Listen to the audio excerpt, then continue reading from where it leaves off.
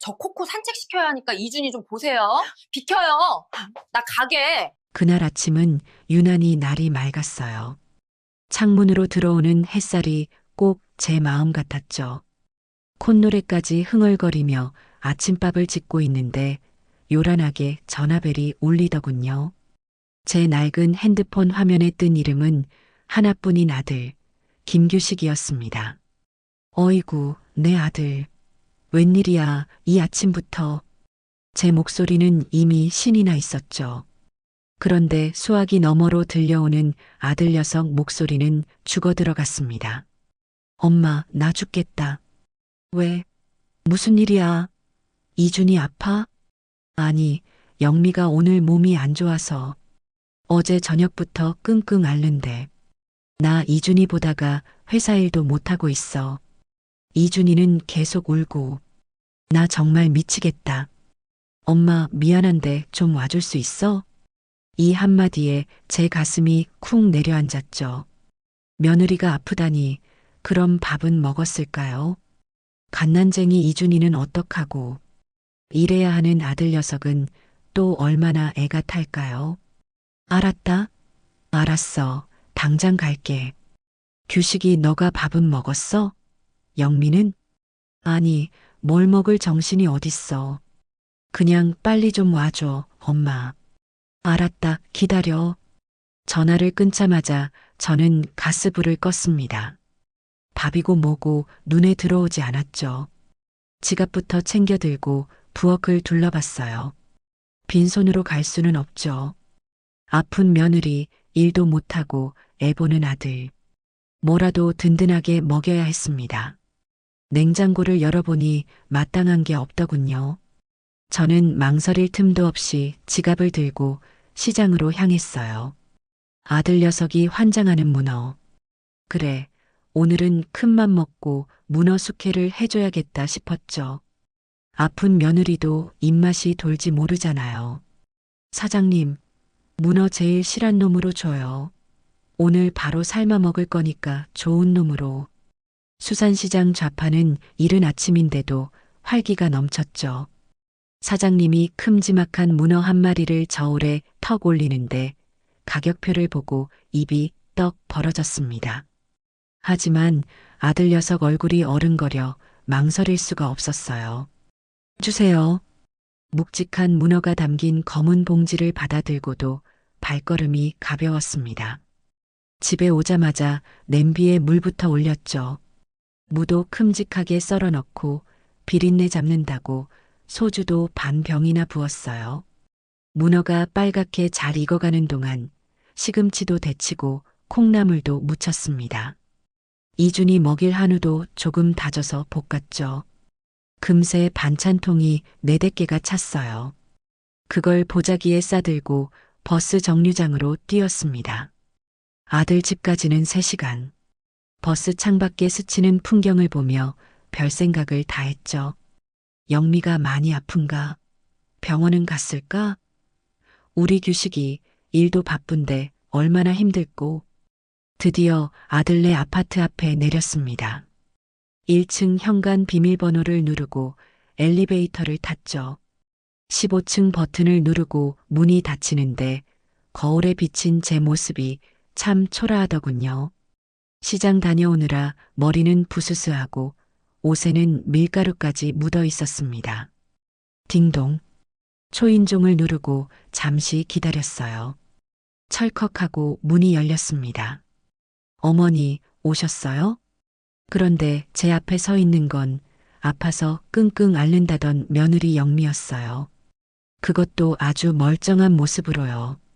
화장은 또 어찌나 곱게 했는지 방금 미용실이라도 다녀온 사람 같았죠. 심지어 영미는 품에 그게 코코를 안고 있었습니다. 코코는 따뜻해 보이는 니트 스웨터까지 입고 있더군요. 저는 순간 할 말을 잃었어요. 아니 영미 너 아프다며? 영미는 제 얼굴을 빤히 보더니 무슨 소리냐는 듯 고개를 갸웃했어요. 제가요? 저 안 아픈데요. 아, 규식 씨가 그렇게 말했어요? 그럼 규식이는 어딨니?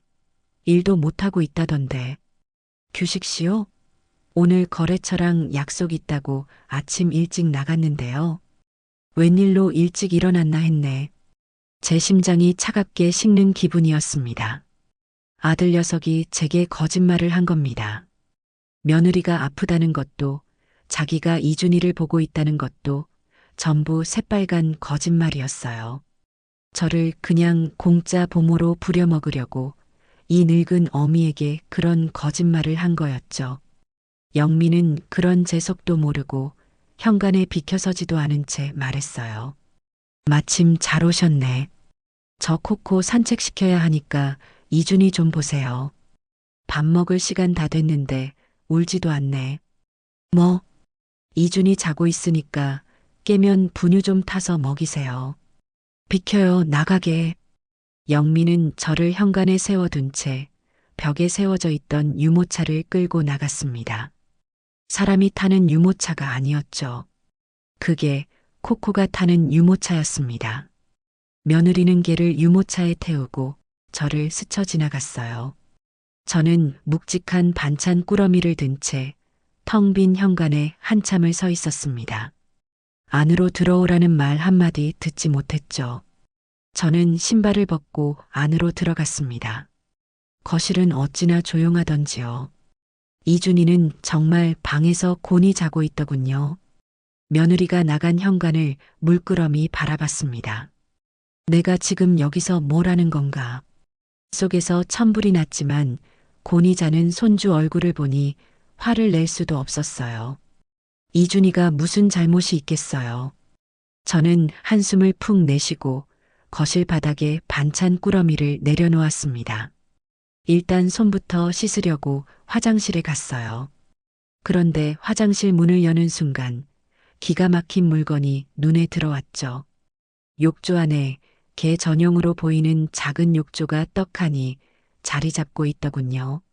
선반에는 코코 전용 샴푸, 코코 전용 린스라고 적힌 비싼 병들이 줄지어 서 있었습니다. 허사람 샴푸보다 더 좋은 걸 쓰네. 손을 씻고 나오는데 거실 소파에는 코코가 쓰던 담요와 장난감들이 어지럽게 널려 있었어요. 저는 이준희가 깰까봐 조심조심 거실을 치우기 시작했습니다. 개털이 어찌나 날리는지 연신 코를 훌쩍이며 물티슈로 바닥을 닦았죠. 1시간쯤 지났을까요? 영미가 돌아왔습니다. 코코는 유모차에서 내려 기분이 좋은지 꼬리를 흔들고 영미는 그런 코코를 보며 우리 애기 좋았어? 라며 콧소리를 내더군요. 저를 보고는 가볍게 목례만 하고는 코코를 데리고 화장실로 직행했습니다. 코코 발 닦아야 하니까 어머니 욕실 쓰지 마세요. 저는 대답할 기운도 없었어요. 그저 고개만 끄덕였죠. 부엌으로 가서 싸온 반찬들을 냉장고에 넣으려고 반찬통을 열었습니다. 규식이 먹이려고 정성껏 삶아온 문어, 냄새부터가 고소했죠. 규식이 오면 먹이려고 문어도 삶고 나물도 좀. 제 말이 채 끝나기도 전에 화장실에서 나온 영미가 코를 킁킁거리며 인상을 썼습니다. 어머니 냄새. 냄새? 무슨 냄새? 비린내요. 아, 문어 삶아 오셨어요? 어쩐지. 영미는 질색한다는 표정으로 손을 휘휘 내저었어요. 저 임신했을 때도 아니고 코코가 이런 냄새에 예민해서요. 제 후각이 사람보다 몇천 배는 발달한 거 아시죠? 스트레스 받아요. 영미야, 그게 무슨... 아, 어머니. 잠깐만요. 영미는 제가 막 냉장고에 넣으려던 반찬통들을 모조리 빼앗아 들었습니다. 문어 숙회, 시금치나물, 콩나물 무침. 그리고는 현관문을 활짝 열더군요. 어머니, 이거 일단 밖에 좀 둘게요. 뭐? 밖에? 네. 집안에 냄새 배잖아요. 코코가 밥 안 먹어요, 이러면. 며느리는 제 눈앞에서 제가 새벽부터 정성껏 만든 반찬통들을 전부 집어들어 현관 밖, 차가운 복도 바닥에 척척 내려놓는 겁니다. 밥때 되면 제가 꺼내 올게요. 지금은 냄새 빠지게 현관문 좀 열어놔야겠어요. 영미는 창문이란 창문은 다 열고 공기청정기를 가장 세게 틀었어요. 저는 그저 멍하니 복도 바닥에 버려진 제 반찬통들을 바라볼 수밖에 없었습니다. 개 한 마리 때문에 이 늙은 어미의 정성이 쓰레기 취급을 당한 겁니다. 그렇게 모욕적인 오후가 지나갔습니다. 저는 이준이를 돌보며 틈틈이 복도에 나가 제 반찬통들을 힐끔거렸죠. 혹시나 지나가는 이웃이 발로 차기라도 할까봐 조마조마했습니다. 저녁이 되어 아들 규식이가 드디어 돌아왔어요. 엄마 왔어? 아이고, 이준이. 이 녀석은 아침에 제게 거짓말을 한 게 미안하지도 않은지 아주 태연한 얼굴로 이준이부터 안아들더군요. 고생했어, 엄마. 역시 엄마밖에 없다. 그때 영미가 규식이 귀에 대고 뭐라고 속삭였어요. 아마 제 반찬 이야기를 한 거겠죠. 규식이가 저를 힐끗 보더니 말하더군요. 엄마, 뭐 맛있는 거 있어? 냄새가. 저는 그 말이 어찌나 반갑던지요. 아, 맞다. 규식아, 엄마가 너 좋아하는 문어. 제가 신이 나서 현관 밖으로 나가려는데 영미가 저를 막아섰습니다. 자기야, 잠깐. 그거. 영미는 저 대신 복도에 나가 가장 큰 문어 숙회통을 들고 들어왔어요. 저는 이제라도 먹이려나 보다 하고 기대했죠. 영미는 부엌 식탁에서 통을 열었습니다. 그리고는 코를 박고 냄새를 맡더니 아주 과장된 몸짓으로 인상을 팍 썼어요. 어머, 무슨 일이야? 규식이가 묻자 영미가 저를 힐끔 쳐다보며 말했습니다. 자기야, 이거 냄새가 좀 이상해. 아무래도 밖에 너무 오래 둬서 그런가? 쉬었나 봐. 뭐? 아니야. 내가 오늘 아침에. 어머니, 괜찮아요. 날도 따뜻했는데 해산물이라 금방 상하죠. 모르고 드시면 큰일 나잖아요. 저는 기가 막혀서 말을 이을 수가 없었어요. 오늘 아침에 삶은 문어가, 그것도 이 서늘한 복도에 둔 문어가 반나절 만에 상한다니요. 말도 안 되는 소리였죠. 아니야, 영미야. 그거 안 상했어. 내가. 제 말은 들리지도 않는 모양이었어요. 영미는 그 비싼 문어가 담긴 통을 들고 코코의 밥그릇이 놓인 곳으로 걸어갔습니다. 코코는 밥그릇 앞에 앉아 꼬리를 살랑살랑 흔들고 있었죠. 코코는 장이 튼튼해서 괜찮을 거야. 특식이네, 코코. 영미야, 너 지금 뭐하는? 차르륵.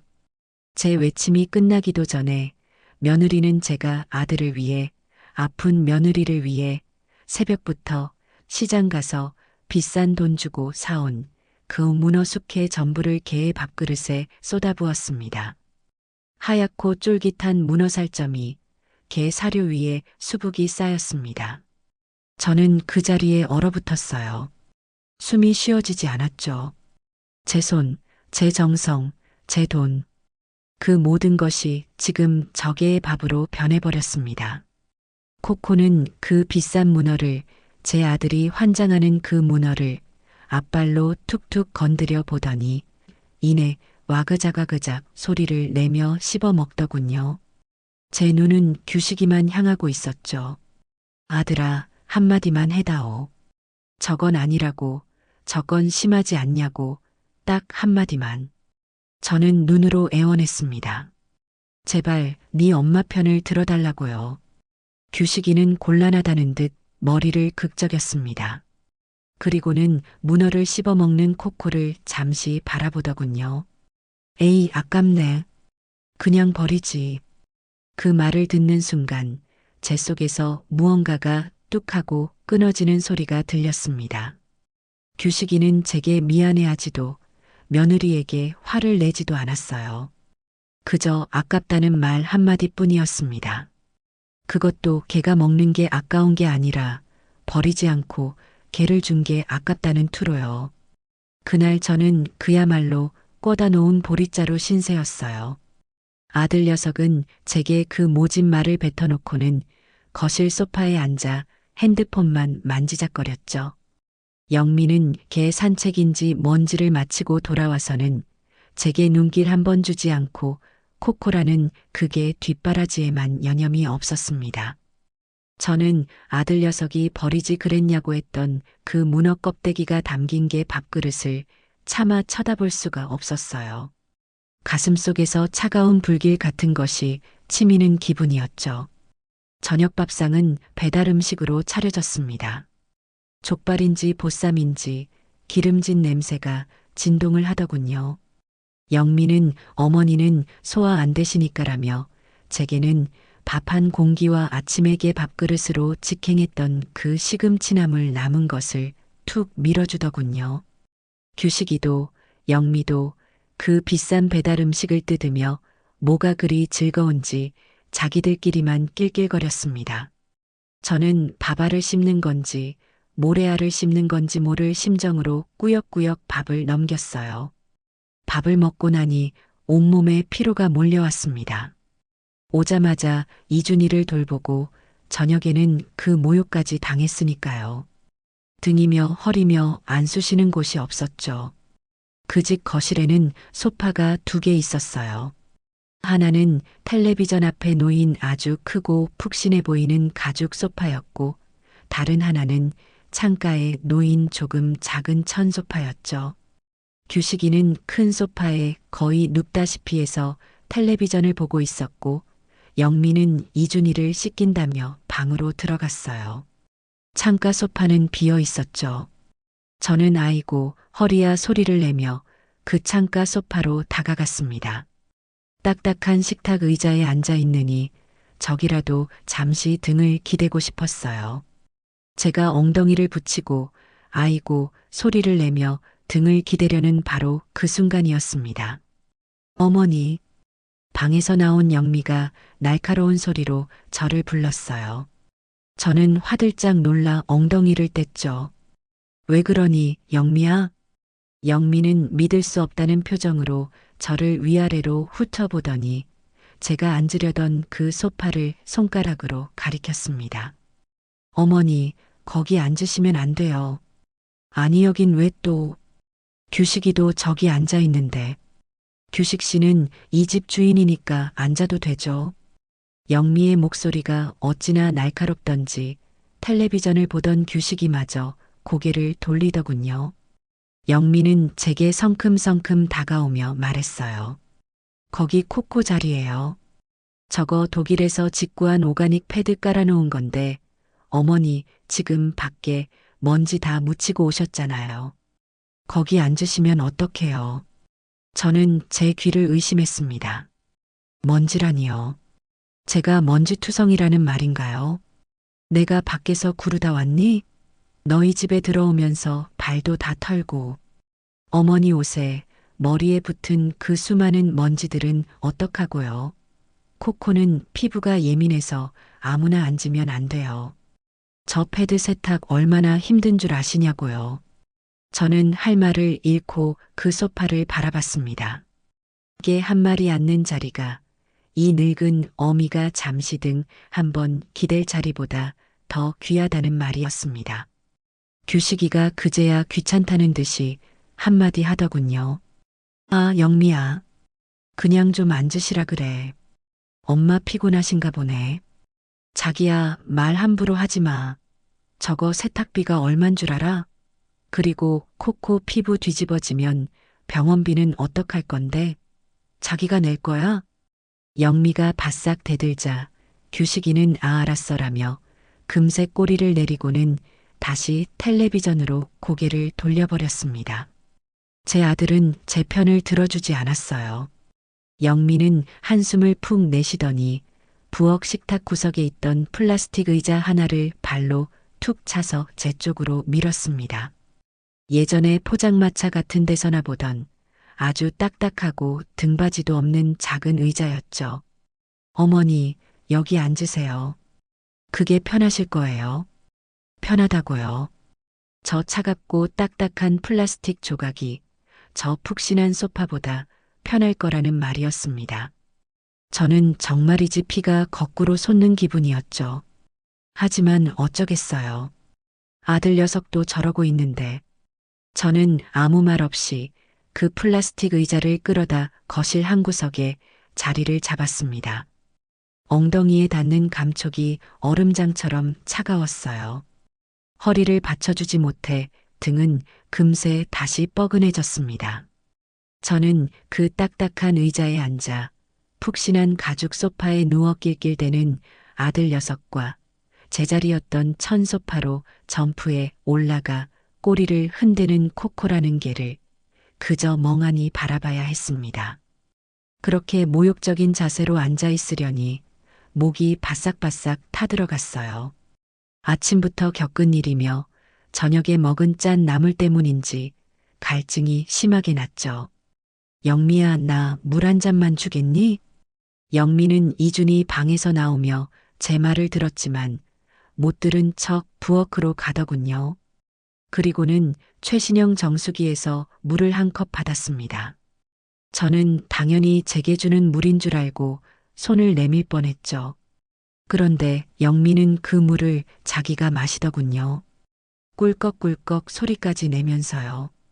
저 영미야. 나도. 아, 어머니. 정수기 저기 있잖아요. 어머니가 직접 드세요. 컵은 저기 두 번째 서랍에 있어요. 저는 다시 한번 모욕감을 느꼈지만 목이 너무 말라 어쩔 수 없이 일어났습니다. 뻣뻣해진 다리를 이끌고 부엌으로 갔죠. 두 번째 서랍을 여니 손님용인지 아니면 저 같은 사람 쓰라고 둔 건지 이가 살짝 나간 낡은 유리컵 하나가 덩그러니 있더군요. 영미와 규식이가 쓰는 반짝이는 커플컵과는 완벽하게 다른 컵이었어요. 저는 그 컵에 정수기 물을 받았습니다. 물이 시원하지도 않고 미지근하더군요. 에이 속으로 불평하며 물을 반쯤 마셨을 때였습니다. 영미가 그 집에서 제일 큰 양문형 냉장고 문을 활짝 열었습니다.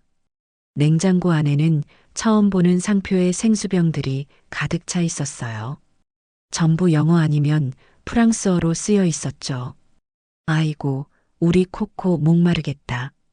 영미는 그 비싼 수입 생수병 하나를 꺼내 뚜껑을 뻥 땄습니다. 그리고는 부엌 한쪽에 놓인 아주 반짝거리고 높이도 꽤 되는 스테인리스 물그릇에 그 생수를 콸콸 쏟아붓는 겁니다. 그 물그릇은 심지어 전기가 연결되어 있는지 물이 졸졸 흐르며 작은 분수처럼 솟아오르기까지 했어요. 코코는 좋다고 달려와 혀를 날름거리며 그 물을 하차 먹더군요. 저는 제가 들고 있던 이 나간 컵과 그 컵에 담긴 미지근한 정수기 물을 내려다봤습니다. 그리고 저개가 마시는 분수처럼 솟아오르는 차가운 수입 생수를 바라봤죠. 화가 나는 것을 넘어 헛웃음이 나왔어요. 영미야, 저개는 저런 물을 마시니? 제 목소리가 저도 모르게 떨려 나왔어요. 영미는 뭐가 문제냐는 듯 저를 빤히 쳐다보며 말했습니다. 네. 그럼요. 코코는 정수기 물 마시면 배탈 나요. 수의사 선생님이 꼭 미네랄 워터 먹이랬어요. 이것도 프랑스에서 직구한 거예요. 물맛이 다른가 봐요. 얼마나 잘 마시는지. 그럼 나는? 그 말이 저도 모르게 튀어나왔습니다.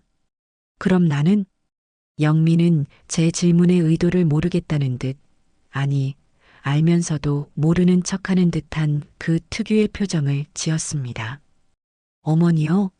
어머니는 괜찮으시잖아요. 정수기 물 깨끗해요. 저희 엄마는 아직도 보리차 끓여 드시는데 정수기면 감지덕지죠. 감지덕지. 그래요. 저는 감지덕지해야 하는 신세였습니다. 이 집에서는 저 프랑스산 생수를 마시는 개보다도 못한 존재였으니까요. 저는 남은 물을 마저 입에 털어 넣었습니다. 물이 어찌나 쓰던지 꼭 소태를 씹는 기분이었죠. 더 이상은 참을 수가 없었어요. 이대로 있다가는 정말 화병이 날 것 같았죠.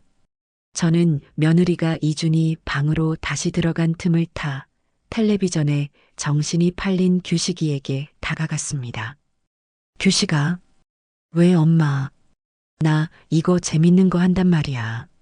녀석은 텔레비전에서 눈을 떼지도 않고 대답했어요. 아들, 나 너무 서운하다. 영미가 나를 너무 무시해. 내가 걔만도 못하니? 제 목소리에는 눈물이 섞여 있었죠. 이준이 깰까봐 큰 소리도 못 내고 끄끄거리며 속삭였습니다. 너가 다 봤잖아. 내가 저 소파에도 못 앉고 물도 저개가 마시는 것보다 못한 걸. 그제야 규식이가 에이 씨 하는 짜증 섞인 소리를 내며 텔레비전 소리를 줄였습니다. 그리고는 저를 돌아보는데 그 눈빛에 미안함이나 안타까움은 일도 없었어요. 오직 귀찮음과 짜증만이 가득했죠. 엄마, 또 그 소리야? 또 그 소리라니. 엄마가 이런 취급을 받는데 내가 아까 영미한테 말했잖아. 그냥 좀 참으면 안 돼? 참으라니. 이걸 어떻게 참아? 너가 봤잖아. 내가 걔보다 못한 취급을 받는 걸 너가 봤잖아. 제 목소리가 조금 높아지자 규식이가 쉿 하며 제 입을 막는 신용까지 했습니다.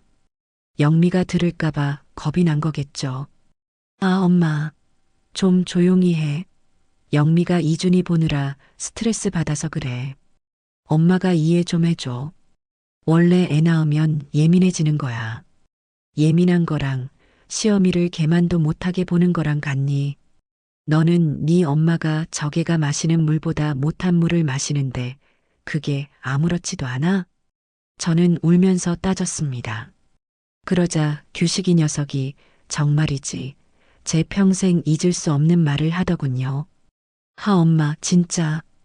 녀석은 깊은 한숨을 쉬더니 제게 이렇게 말했습니다. 그리고 코코? 제가 그냥 개인 줄 알아? 뭐? 코코 우리 집에 오고 나서 내일 풀린 거 몰라? 제가 우리 집 복덩이야. 영미가 쟤한테 쏟아붓는 게 다 이유가 있다고. 장모님도 제 덕분에 사업 잘 풀렸대. 쟤 아니었으면 너가 지금 앉아있는 이 아파트 대출금도 못 갚을 뻔했어. 저는 제 아들의 입에서 나오는 말을 도무지 이해할 수가 없었습니다. 그러니까 엄마가 코코한테 좀 맞춰줘. 별것도 아니잖아. 그냥 소파에 안 앉고 냄새나는 거 안 가져오면 되잖아. 왜 자꾸 영미 불편하게 만들어? 엄마가 자꾸 그러니까 나만 중간에서 힘들어, 알어? 규식아, 그게 지금 할 소리야? 나 힘든 거 싫어, 엄마. 제발 그냥 조용히 있다가 가. 응? 규식이는 그 말을 끝으로 텔레비전 소리를 다시 키웠습니다. 대화는 끝났다는 뜻이었죠. 저는 그 자리에 못 박힌 듯 서 있었습니다. 제 아들은 제게 이해를 바란 게 아니었어요. 희생을 강요한 거죠. 저개를 위해서, 며느리를 위해서, 그리고 자기 자신의 편안함을 위해서 이 늙은 어미가 모욕을 감수하라고 말한 겁니다. 그날 밤 저는 그 집에서 잠을 잘 수가 없었어요. 영미는 제게 이준이 방 구석에 얇은 요 하나를 깔아주더군요. 저는 그 차가운 바닥에 누워 뜬 눈으로 밤을 지새웠습니다. 아들의 마지막 말이 나만 중간에서 힘들어라는 그 이기적인 말이 제 심장을 아프게 했습니다. 다음 날 아침이 밝았습니다. 밤새 한숨도 못 자 몸은 솜처럼 무거웠지만 이준이가 깰까봐 새벽같이 일어났죠. 부엌으로 나가니 어제 먹다 남은 배달 음식 찌꺼기들이 식탁 위에 그대로 널려 있었어요. 저는 한숨을 쉬며 그것부터 치우기 시작했습니다. 아무도 시키지 않았지만 이 집에 있으려면 뭐라도 해야 할 것 같았죠. 설거지를 하고 있는데 영미가 코코를 안고 부엌으로 나왔습니다. 어머니, 일찍 일어나셨네요. 이준이 깼어요? 아니, 아직. 밥은 어떡할까? 내가 뭐라도. 됐어요. 저 다이어트 중이라 아침 안 먹어요. 규식 씨도 늦잠 잘 거고요. 어머니 드실 건 냉장고에 어제 그 나물 있으니까 그거랑 드세요. 며느리는 저를 본체만체 하며 냉장고에서 코코용 특수 사료인지 뭔지를 꺼내더군요. 그걸 비싼 그릇에 부어주고는 자기는 커피 머신에서 향긋한 커피를 내리기 시작했습니다. 저는 찬밥에 어제 그 시금치나물로 아침을 때웠어요. 밥이 입으로 들어가는지 코로 들어가는지 모르겠더군요. 아침을 먹고 나니 영미가 갑자기 분주해졌습니다. 화장실에 들어가 한참을 씻고 나오더니 방에 들어가서는 온갖 화장품을 얼굴에 바르기 시작했어요. 제가 어제 입고 온 것 같은 비싼 외출복으로 갈아입더군요. 영미야, 어디 가니? 네. 오늘 코코 미용 예약한 날이라서요. 영미는 거울을 보며 립스틱을 칠하다 말고 대답했어요. 코코도 어제 입었던 옷과는 다른 반짝이가 달린 분홍색 드레스 같은 것을 입고 있었죠. 미용? 걔 미용을 그렇게 멀리 가? 그럼요. 청담동 쇼비예요. 아무데나 맡길 수 없죠. 청담동. 저는 기가 막혔습니다. 걔 미용을 시키러 그 먼 청담동까지 간다니요. 자기야, 나 다녀올게. 영미가 안방을 향해 소리쳤어요. 안방에서는 규식이의 잠꼬대 같은 목소리가 들려왔죠. 잘 다녀와. 아, 맞다. 영미는 현관으로 향하다 말고 저를 돌아봤습니다. 그 눈빛, 어제 저를 소파에서 쫓아낼 때와 똑같은 아주 차갑고 사무적인 눈빛이었죠. 어머니, 저 숍 갔다가 친구도 만나고 오면 저녁 늦을 거예요. 뭐, 저녁 늦게? 네. 오늘 특별히 예약 잡은 거라. 이거 30만 원짜리거든요. 예약금만 10만 원 날아가요. 지금 안 가면 2달은 기다려야 돼서 30만 원. 제 귀를 의심했습니다. 개털 깎는데 30만 원이요. 제가 한 달 꼬박 아껴 써야 모을 수 있는 돈이었습니다. 어머니, 영미는 제 반응은 아랑곳 없다는 듯 말을 이었습니다. 이건 부탁이 아니었어요. 명백한 명령이었죠. 이준이 저녁 7시에 분유 타서 먹이세요. 240ml요. 기저귀는 저기 서랍에 있고요. 중간에 깨면 안아주시고요. 아, 그리고 코코 공기청정기는 끄지 마세요. 제 없어도 돌아가야 냄새 안 나요. 영미는 그 말만 남기고 코코를 품에 안았습니다. 우리 애기 예뻐지러 가자. 콧소리를 내며 현관문을 나섰죠. 철컥. 문이 닫혔습니다. 저는 텅 빈 거실에 홀로 남겨졌어요. 30만 원이라는 숫자가 머릿속을 맴돌았습니다. 거실은 적막했죠. 안방에서는 규식이의 코 고는 소리만 간간히 들려왔습니다. 그래, 며느리가 저러니 아들이라도 나랑 말동무라도 해주겠지. 저는 규식이 녀석이 일어나기만을 기다렸습니다. 하지만 1시간이 지나고 2시간이 지나도 규식이는 나올 생각을 안 했어요. 점심때가 다 되어가는데도 말이죠. 아무리 피곤해도 그렇지 엄마가 와 있는데 저는 이준이가 깰까봐 조심조심 안방 문을 두드렸습니다. 규식아, 아들 점심 먹어야지. 대답이 없었어요. 규식아, 다시 한번 불렀죠. 그때 안에서 짜증 섞인 목소리가 들려왔습니다. 아, 왜? 점심 먹으라고. 나 안 먹어. 피곤해. 나 방에서 좀 쉴게. 그래도 엄마가 왔는데 얼굴도 안 비추고. 아, 엄마. 나 어제 야근해서 진짜 피곤하단 말이야. 나중에 이준이나 잘 봐줘. 철컥. 안에서 문을 잠그는 소리가 들렸습니다. 저는 그 방문 앞에서 그대로 굳어버렸어요. 며느리도 아니고 제 배 아파 낳은 아들 녀석이 저를 피해서 방문을 잠가버린 겁니다. 피곤하다는 핑계로요. 저는 멍하니 거실로 돌아왔습니다. 어제 앉았던 그 차가운 플라스틱 의자에 다시 주저앉았죠. 거실에는 윙하는 코코의 공기청정기 소리만 가득했습니다. 저는 그 집에 며느리에게를 위해 돌아가는 공기청정기만도 못한 존재가 되어버린 겁니다. 그렇게 1시간이 지났을까요? 이준이가 깼는지 의행하고 울기 시작했어요. 저는 화들짝 놀라 이준이 방으로 달려갔죠. 아이고, 기저귀가 또 젖었네요. 기저귀를 갈아주고 아이를 안아 달랬습니다. 이준아 할미가 미안하다. 이런 꼴이나 보이려고. 그런데 그 순간 조용하던 규식이의 방에서 요란한 소리가 들려오기 시작했습니다. 아, 거기, 잡아, 쏘라고, 멍청아, 타타탕, 쾅, 쾅. 저는 제 귀를 의심했어요. 저건 잠자는 소리가 아니었죠. 피곤해서 쉰다던 아들 녀석은 방에 틀어박혀 게임이라는 것을 하고 있었던 겁니다. 어쩐지 아까부터 기계 소리 같은 게 희미하게 들린다 했어요. 헤드폰인지 뭔지를 끼고 하니까 밖의 소리는 듣지도 못하고 제 고함 소리만 울려 퍼지는 거였죠. 그 요란한 소리에 이제 막 잠이 들려던 이준이가 다시 자지러지게 울기 시작했습니다. 으앙, 아이고 이준아, 괜찮아. 할미 여기 있어. 괜찮아. 저는 이준이를 안고 거실을 미친 듯이 서성였습니다. 하지만 규식이 방에서 터져나오는 죽어 하는 고함 소리와 쾅, 쾅 하는 폭발음은 그칠 줄을 몰랐죠. 이준이는 공포에 질린 듯 제품에서 바들바들 떨며 울었습니다. 규식아, 아들, 소리 좀 줄여. 애가 놀랐잖아.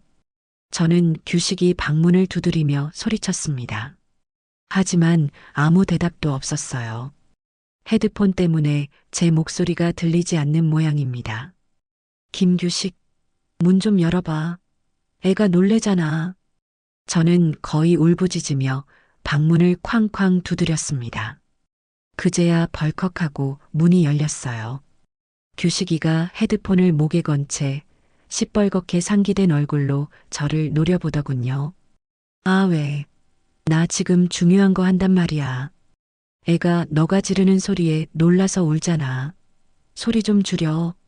제품에서 이준이는 숨도 제대로 못 쉬고 울고 있었어요. 하지만 규식이는 이준이를 쳐다보지도 않았습니다. 아, 시끄럽네. 애 원래 우는 거잖아. 뭘 그렇게 유난을 떨어. 그리고 나 지금 중요한 시합 중이니까 방해하지 마. 뭐? 유난을 떨어? 엄마가 애 하나 제대로 못 달래서 나 게임도 못하게 해?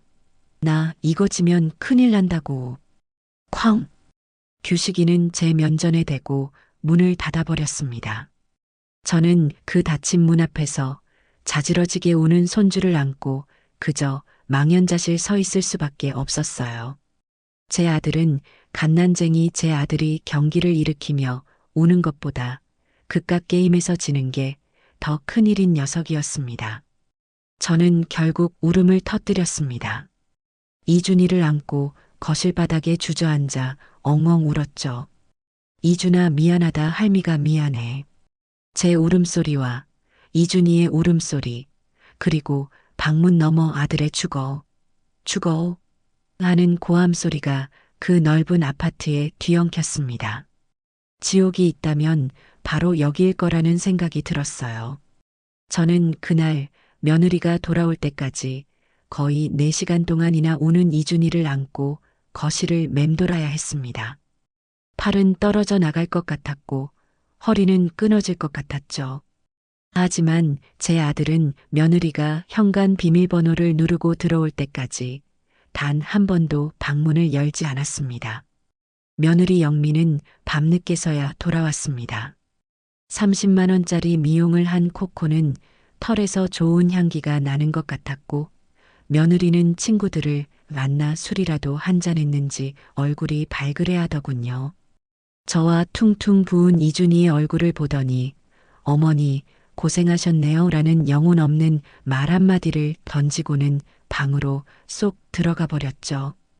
규식이 녀석은 그제야 방에서 나와 피곤하다. 게임했더니 힘든 애라며 거실 소파에 드러눕더군요. 저는 그날 밤도 뜬 눈으로 지새웠습니다. 다음 날 저는 도저히 그 집에 더 있을 수가 없었어요. 아침 일찍 짐을 챙겨 집으로 돌아가겠다고 했죠. 영미는 어머니 가시게요? 그럼 이준이는 누가 보죠?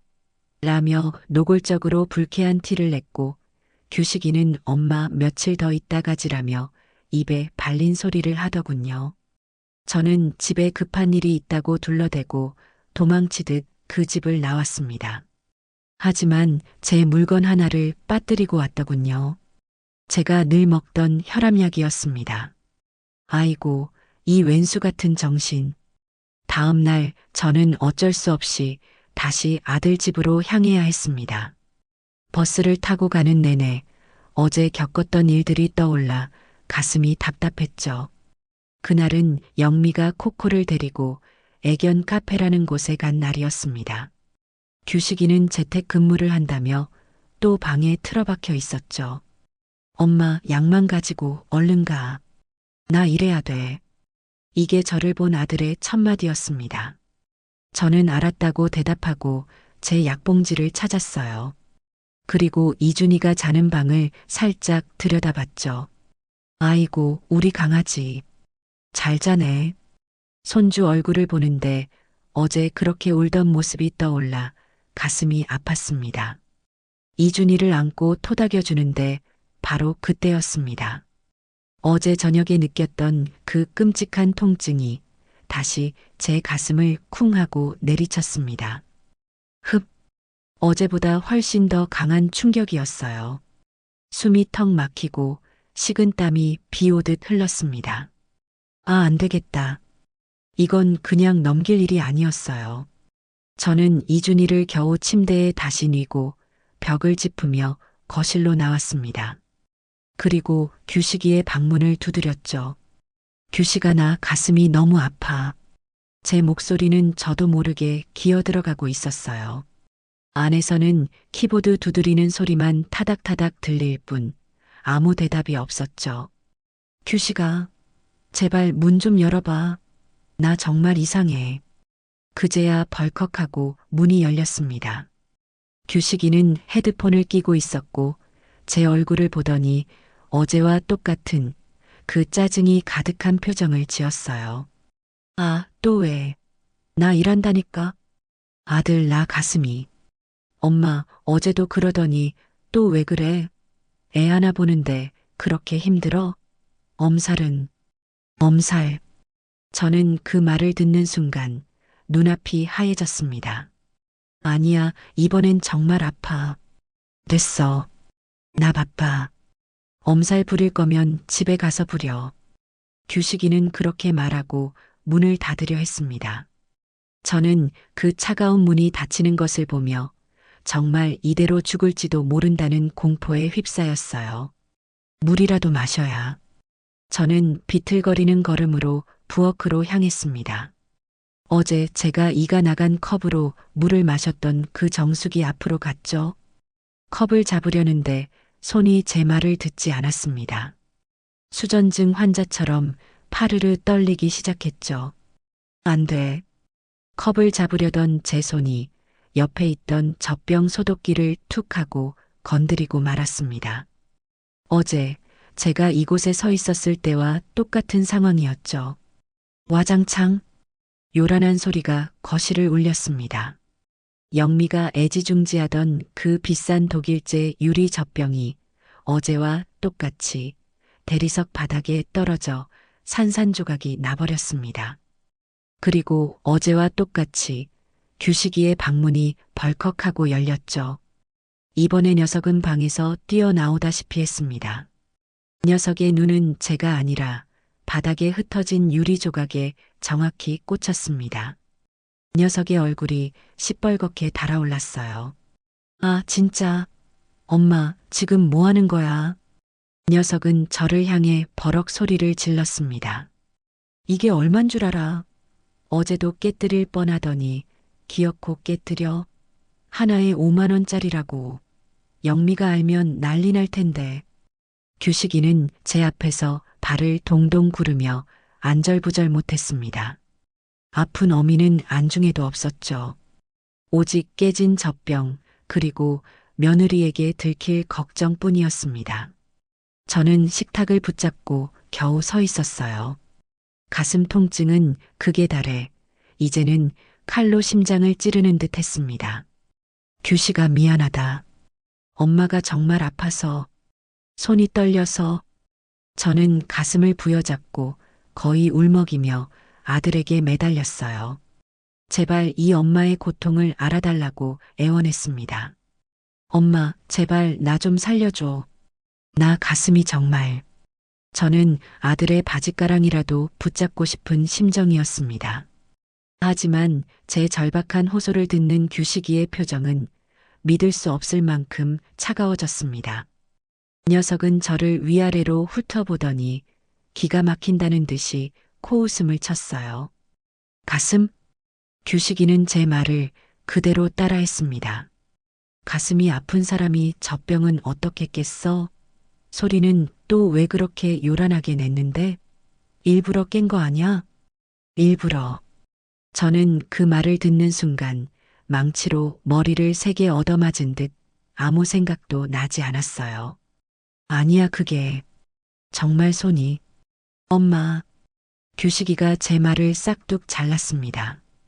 녀석은 제게 한 걸음 다가와 제 눈을 똑바로 쳐다보며 제 평생 잊을 수 없는 그 잔인한 말을 내뱉었습니다. 제발, 쇼 좀 하지 마. 쇼라니요. 맨날 아프다 죽겠다. 엄마가 그렇게 아픈 사람이면 어제 여길 왜 또 왔어? 핑계도 좋다. 영미 없을 때 와서 또 뭐 훔쳐가려고 그런 거 아냐? 뭐? 훔쳐가? 아니면 뭐야? 왜 맨날 우리 집에 와서 물건 깨뜨리고 분위기 망치고 영미 스트레스 받게 해?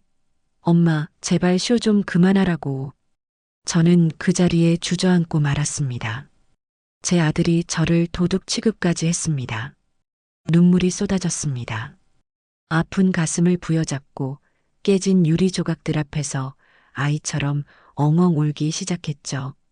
규식이는 그런 저를 벌레 보듯 쳐다보더군요. 울지 마. 우는 것도 쇼 같으니까. 녀석은 부엌 구석에서 빗자루와 쓰레받기를 가져와 제 발 앞에 탁 하고 던졌습니다. 영미 오기 전에 이거 싹 다 치워. 조용히. 그리고 내 눈앞에서 당장 사라져. 쾅! 규식이는 그 말만 남기고 다시 제 방으로 들어가 버렸습니다. 그리고 딸깍. 저는 들었습니다. 방문을 잠그는 그 차가운 소리를요. 저는 텅 빈 부엌 바닥에 날카로운 유리 조각들 사이에 홀로 남겨졌습니다. 가슴은 여전히 찢어질 듯 아팠죠. 하지만 그보다 더 아픈 것은 쇼하지 말라는 아들의 잔인한 말이었습니다. 도둑 취급을 한 그 눈빛이었습니다. 그 순간 정말 이대로 죽는구나 싶었습니다. 바닥에 흩어진 유리 조각들이 제 눈물 속에서 번쩍였습니다. 저는 빗자루를 쥔 채 꼼짝도 할 수 없었어요. 가슴 통증은, 이건 통증이 아니었습니다. 거대한 바위가 제 가슴을 짓누르고 그 위에서 누군가 망치로 쿵쿵 내려치는 듯한 그런 끔찍한 압력이었어요. 숨이 쉬어지지 않았죠. 들이마신 숨이 폐까지 닿기도 전에 누군가 목을 쥐어짜는 기분이었습니다. 규식아. 입을 때려 했지만 목소리가 나오지 않았어요. 제 눈은 굳게 닫힌 아들의 방문만 향하고 있었죠. 딸깍. 그 잔인한 잠금새 소리가 제 심장이 부서지는 소리보다 더 크게 들렸습니다. 저는 빗자루를 놓쳤습니다. 와르르 빗자루대가 바닥에 쓰러지는 소리가 났지만 방문 안의 아들 녀석은 듣지 못하는 모양입니다. 방 안에서는 여전히 덤벼 하는 헤드폰 너머로 새어나오는 괴성이 희미하게 들려왔어요. 녀석은 지금 어미가 죽어가는 이 순간에도 그놈의 게임에만 정신이 팔려 있었습니다. 쉬하지 마. 도둑 취급. 당장 사라져. 아들이 제게 내뱉은 말들이 깨진 유리 조각이 되어 제 심장에 박히는 것 같았어요. 아니, 심장의 통증이 너무 극심해서 그런 모욕감조차 사치스럽게 느껴질 정도였죠. 저는 차가운 대리석 바닥에 무릎을 꿇었습니다. 그리고 이내 옆으로 쓰러지고 말았죠. 뺨에 차가운 바닥에 감촉이 와 닿았습니다. 깨진 젖병 조각 하나가 제 뺨 바로 옆에서 위태롭게 빛나고 있었어요. 저기에 찔리면 어쩌나 하는 그런 한가한 생각마저 스쳐 지나갔습니다. 으엥. 그때였습니다. 이준이가 갓난쟁이 손주 녀석이 제가 쓰러지는 소리에 놀랐는지 아니면 이 지옥 같은 분위기를 느꼈는지 다시 울기 시작했습니다. 아이고, 저 녀석. 저 녀석은 어떡하나요? 이준아. 저는 아픈 몸을 이끌고 기어서라도 이준이 방으로 가야 했습니다. 할미가 여기 있다고 말해줘야 했죠. 저는 바닥을 짚고 몸을 일으키려 했어요. 하지만 팔에 힘이 들어가지 않았습니다. 마치 온몸의 기운이 발바닥 아래로 전부 빠져나간 것 같았어요.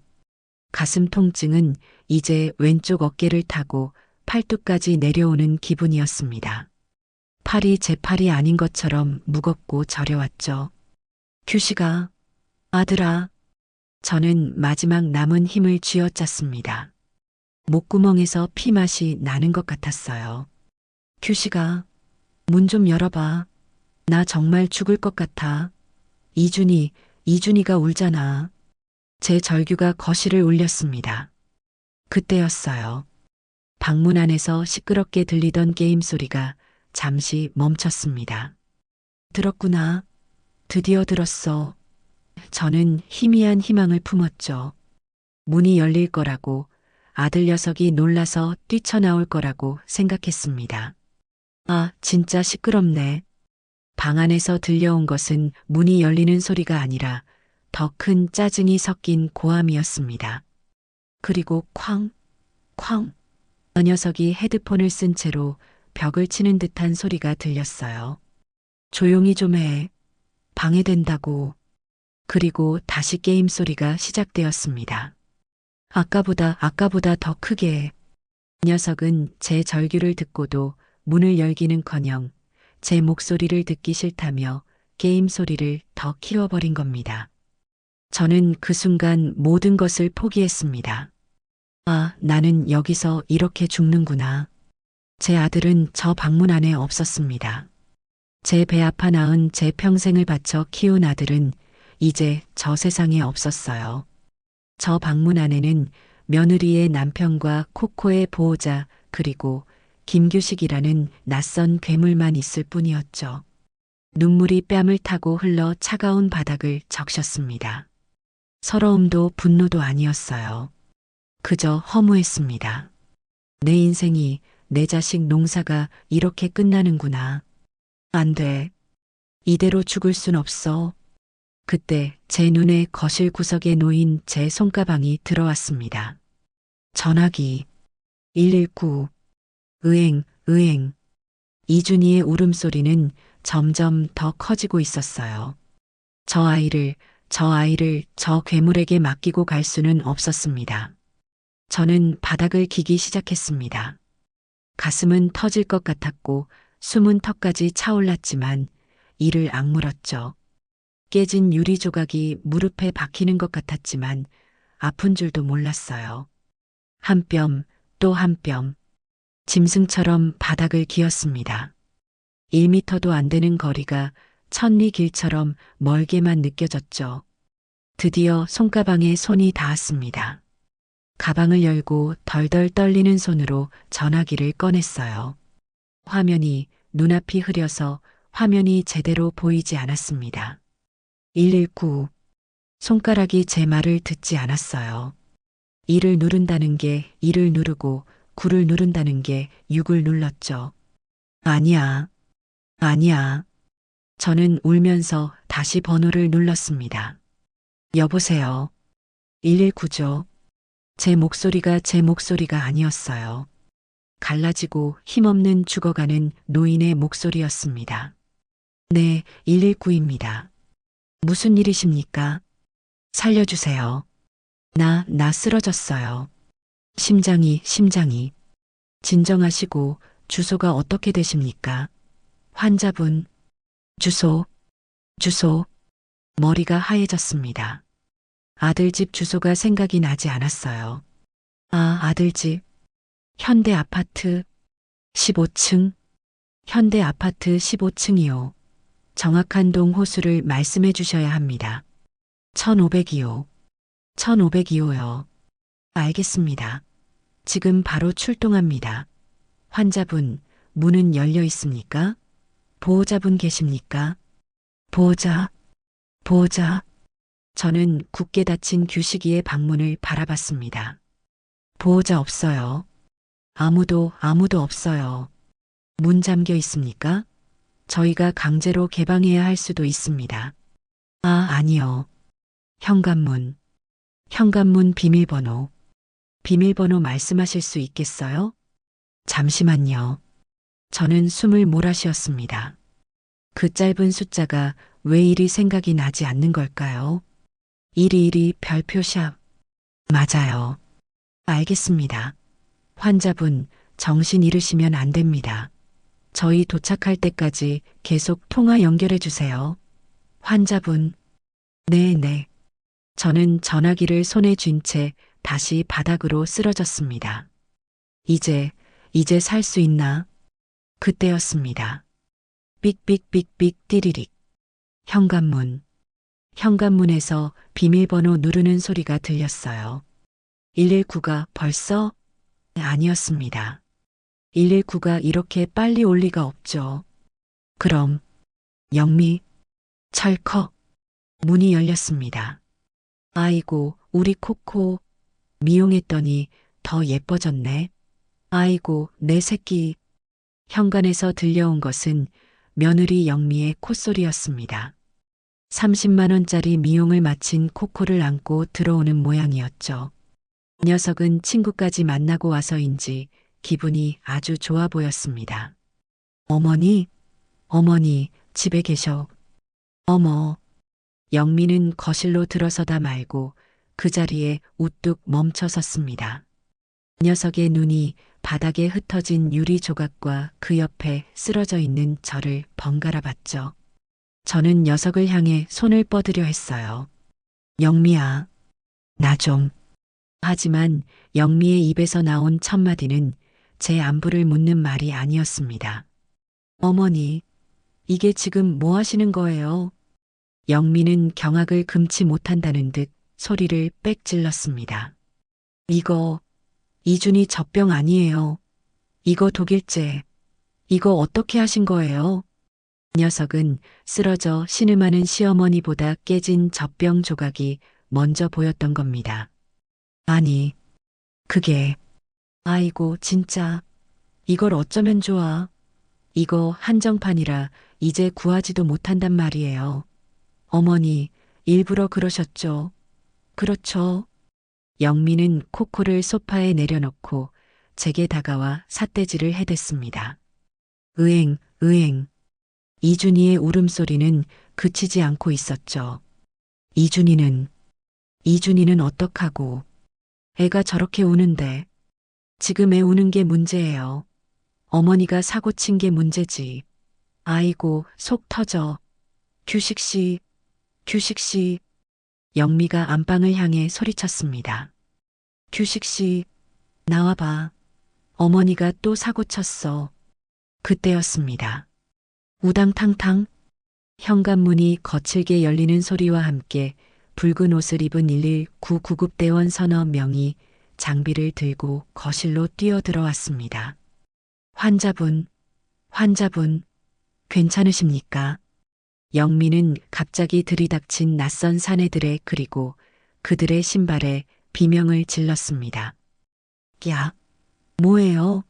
누구세요? 남의 집에 신발 신고 어딜 들어와요. 구급대원들은 영미의 고함 따위는 아랑곳하지 않고 제게 달려왔죠. 환자분, 의식 잃으시면 안 됩니다.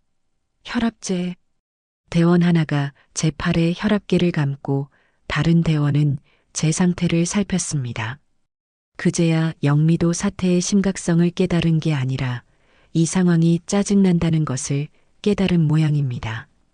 왈, 왈, 왈. 낯선 사람들이 시끄럽게 떠들자 소파에 있던 코코가 미친 듯이 지저대기 시작했습니다. 코코야, 조용해. 아이고, 놀랐어. 우리 애기. 영미는 쓰러진 저와 구급대원들을 번갈아 보더니 이내 구급대원들을 향해 악을 쓰기 시작했습니다. 아저씨들. 네. 보호자분, 환자분 상태가. 지금 뭐 하시는 거예요? 신발 벗고 들어오시라고요. 우리 집 바닥 비싼 대리석이란 말이에요. 구급대원은 정말 기가 막힌다는 표정을 지었습니다. 보호자분, 지금 그런 게 문제가 아닙니다. 환자분, 지금 심근경색 의심. 심근 뭐요? 아이고, 별일도 아니네. 엄살은. 근데 영미는 제 말을 싹둑 자르고 구급대원들의 무전기 소리와 시끄러운 목소리를 향해 다시 한번 소리를 질렀습니다. 소리 좀 낮춰요. 우리 코코 놀라잖아요. 귀 예민한 애라고요. 아까 30만 원 주고 미용하고 왔는데 스트레스 받으면 어떡할 거예요? 왈, 왈. 코코는 영미의 고함에 더 흥분해서 지저댔습니다. 저는 그 순간을 똑똑히 봤습니다. 구급대원 대장으로 보이는 분의 얼굴이 분노로 시뻘게 달아오르는 것을요.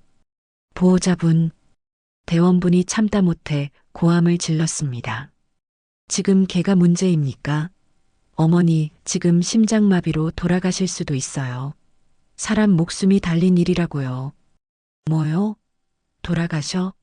아이고, 그럼 병원 가시면 되겠네. 근데 왜 이렇게 시끄럽게 구시냐고요? 코코, 코코, 이리 와. 괜찮아. 저 아저씨들 나쁜 사람들이네. 영미는 제 쪽은 쳐다보지도 않고 벌벌 떨며 지저대는 코코를 안아들고 달래기에 바빴습니다. 덜컥? 그때였습니다. 그 모든 소란에 드디어 규식이의 방문이 열렸습니다. 녀석은 목에 헤드폰을 건 채 헝클어진 머리로 뭐야.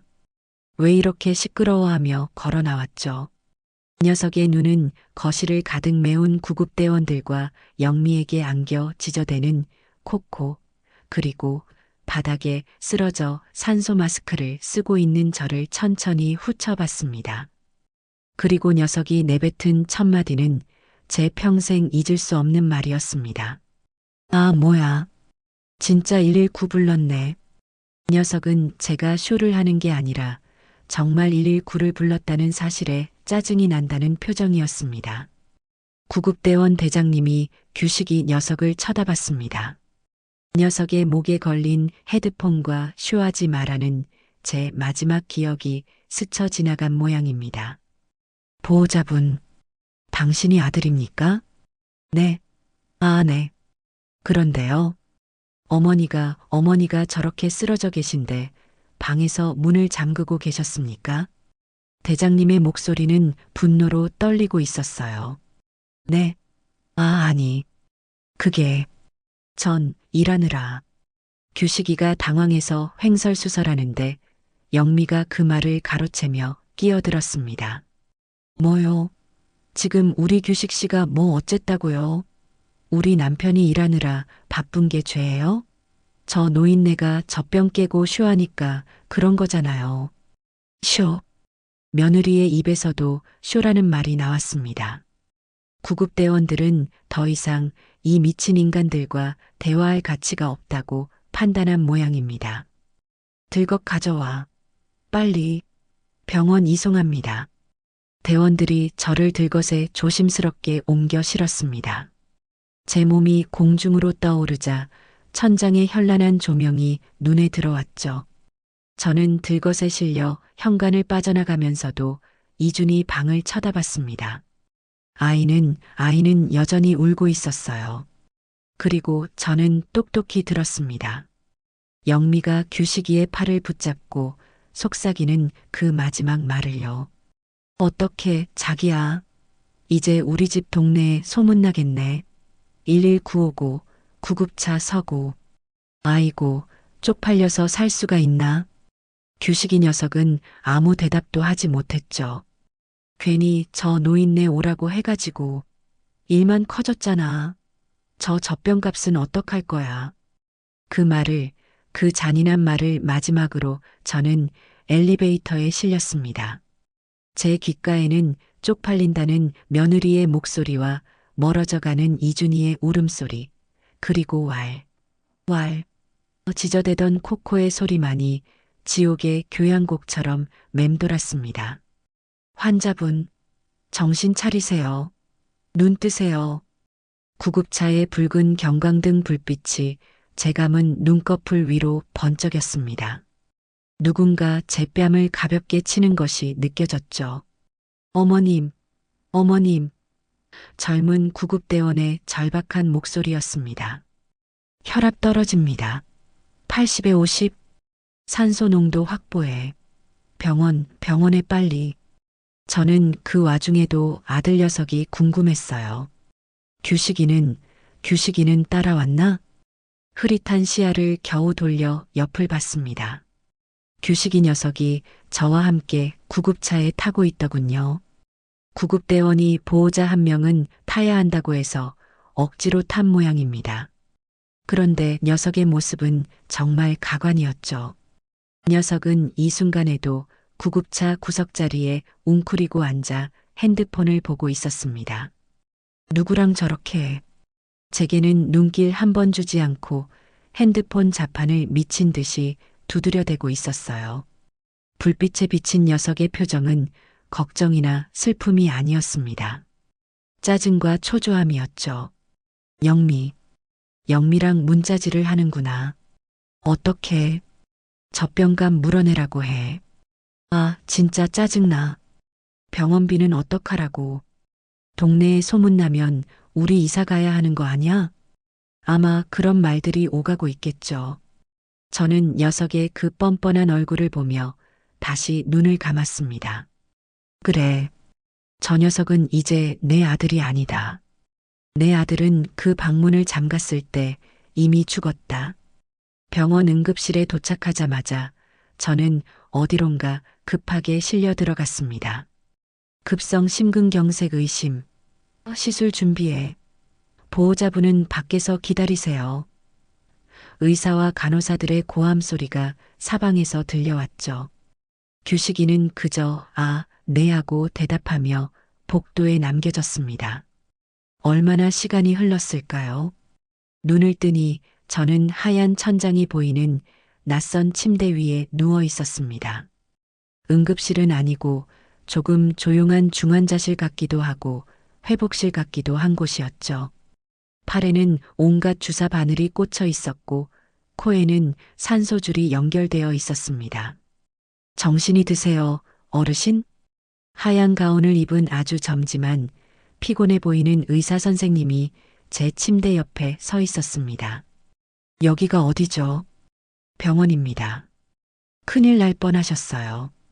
의사 선생님의 목소리는 아주 낮고 그리고 화가 나 있는 듯 했습니다. 정확히는 천운이 도우셨어요, 어르신. 네. 10분, 아니 5분만 늦었어도 골든 타임 놓칠 뻔했습니다. 심장으로 가는 혈관 하나가 거의 다 막혀 있었어요. 조금만 늦었으면 지금 저랑 이렇게 대화 못 하셨습니다. 저는 그 말을 듣고도 아무런 감정이 들지 않았어요. 아, 살았구나. 그 정도였죠. 그런데 어르신, 의사 선생님이 제 차트를 넘겨보더니 안경을 고쳤으며 저를 빤히 바라봤습니다. 제가 정말 이해가 안 가는 게 있어서요. 네. 밖에 아드님이라는 분이 계시던데 맞으십니까? 저는 대답하고 싶지 않았지만 아주 작게 고개를 끄덕였습니다. 의사 선생님은 깊은 한숨을 내쉬더군요. 도대체 뭐 하신 겁니까? 그분은? 네. 구급대원들한테 이야기 다 들었습니다. 어르신이 가슴 아프다고 하시는데 쉬하지 말라고 방문을 잠그셨다고요. 그게 사실입니까? 의사 선생님의 눈빛은 저를 다그치는 게 아니었어요. 어떻게 인간이 그럴 수 있나 하는 그런 경멸과 분노의 눈빛이었죠. 저는 아무 말도 할 수 없었습니다. 그저 눈물만 다시 뺨을 타고 흘렀죠. 어르신, 제가 묻잖아요. 그게 사실이냐고요. 제 침묵이 긍정이라는 것을 의사 선생님도 알았겠죠. 의사 선생님은 차트를 탁 소리나게 덮더니 잠시만요 하고 밖으로 나갔습니다. 그리고 잠시 뒤 규식이 녀석을 끌고 들어왔어요. 규식이는 여전히 그 헤드폰을 목에 걸고 있었습니다. 이 지옥 같은 상황에서도 녀석은 그걸 빼놓지 않았더군요. 보호자분, 의사 선생님이 규식이를 제 침대 앞에 세워놓고 말했습니다. 어머니 앞에서 똑바로 말씀하세요. 왜 어머니가 아프다고 하시는데 쉬한다고 하시고 방문을 잠그셨습니까? 규식이는 의사 선생님의 눈을 피했습니다. 제 쪽은 쳐다보지도 않았죠. 녀석은 제 아들은 바닥만 내려다보며 발가락을 꼼지락거리고 있었습니다. 아, 그게. 말씀하세요. 엄마가 맨날 아프다고 하셔서 그냥 엄살인 줄 알았죠. 엄살. 그 지긋지긋한 단어가 이 병원 응급실에서 의사 선생님 앞에서 다시 한번 튀어나왔습니다. 의사 선생님의 얼굴이 일그러졌습니다. 엄살이요? 의사 선생님은 제 팔에 꽂힌 링거줄을 손가락으로 가리켰습니다. 지금 어머님이 엄살로 보이십니까? 보호자분이 단 한 번만 귀 기울여 주셨더라면 어머니가 젖병 깨뜨리고 쓰러지시는 게 아니라 그 전에 병원에 오셨을 수 있었어요. 당신이. 의사 선생님의 고함 소리에 규식이 녀석의 어깨가 움찔했습니다. 사람 목숨 가지고 쇼니 엄살이니. 당신 의사로서가 아니라 인간으로서 묻는 겁니다. 제정신입니까? 규식이는 아무 말도 하지 못했습니다. 그저 고개를 푹 숙이고 있었죠. 그때였습니다. 형님. 익숙한 목소리가 들리며 병실 문이 거칠게 열렸어요. 이웃집 순이 엄마였습니다. 아이고, 형님. 이게 무슨 일이래요? 순이 엄마는 제 손을 붙잡고 엉엉 울기 시작했습니다. 아이고, 형님. 어쩌다가. 순이 엄마. 어쩐 일이야. 어쩐 일이긴요. 규식이한테 전화가 와서는. 순이 엄마는 울다가 말고 고개를 획 돌려 규식이 녀석을 노려봤습니다. 아, 김규식. 너가 이모한테 뭐라고 했어? 우리 엄마가 소화가 안 돼서 그냥 동네 병원에서 링거 하나 맞고 있다고. 그래서 내가 죽이라도 사가려고 전화했더니 간호사가 여긴 대학병원이래. 너가 이모까지 속여? 저는 그 말을 듣고 마지막 남은 기력마저 빠져나가는 기분이었습니다. 녀석은 제가 죽을 고비를 넘기는 이 순간에도 남들에게는 소화불량이라고, 엄살이라고 거짓말을 하고 다녔던 겁니다. 자기 체면이 깎일까봐, 며느리한테 혼날까봐, 그게 두려워서요. 의사 선생님의 표정은 이제 경멸을 넘어 무언가 포기한 듯한 표정이었습니다. 보호자분, 나가 계세요. 더 이상 할 말 없습니다. 규식이 녀석은 그 말을 기다렸다는 듯, 네 하고는 슬금슬금 병실을 빠져나갔습니다. 순이 엄마는 제 손을 붙잡고 한참을 더 울었어요. 형님, 어떻게, 내가 저놈을 가만 안 둬. 됐어. 순이 엄마, 됐어. 그때 복도에서 규식이 녀석의 목소리가 다시 들려왔습니다. 문이 살짝 덜 닫힌 틈으로 녀석이 통화하는 소리가 새어 들어왔죠. 영미야. 나야. 아니, 그냥 의사가 뭐라 하긴 했는데 괜찮은 것 같아. 그냥 좀 쉬면 된대. 근데 병원비가 좀 나올 것 같은데. 엄마 실비 보험 내가 청구하면 되나? 서류가 뭐가 필요하지? 저는 그 말을 듣고 저도 모르게 실소를 터뜨렸습니다. 병원비, 보험금. 녀석은 녀석의 머릿속에는 오직 그것뿐이었습니다.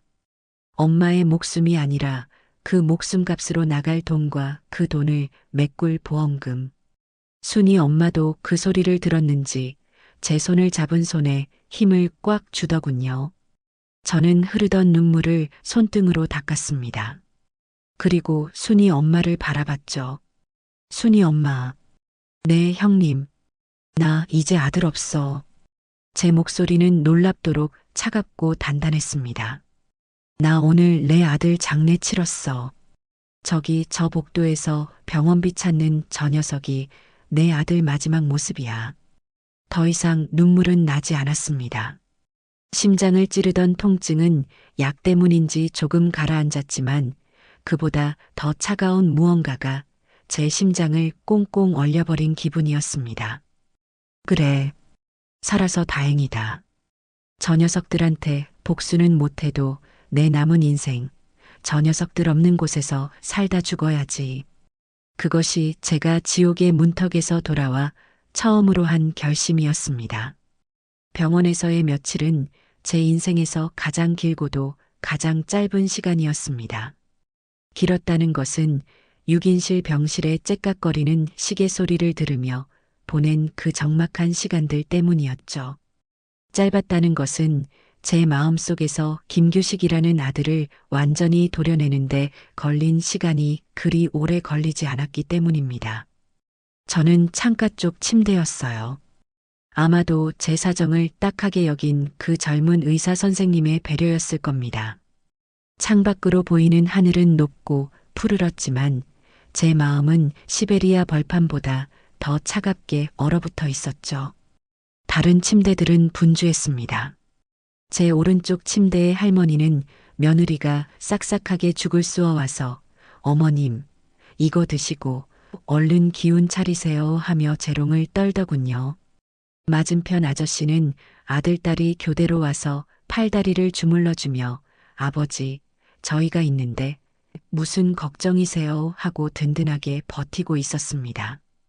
그 시끌벅적하고 따뜻한 풍경 속에서 저 김태순만은 완벽하게 혼자였습니다.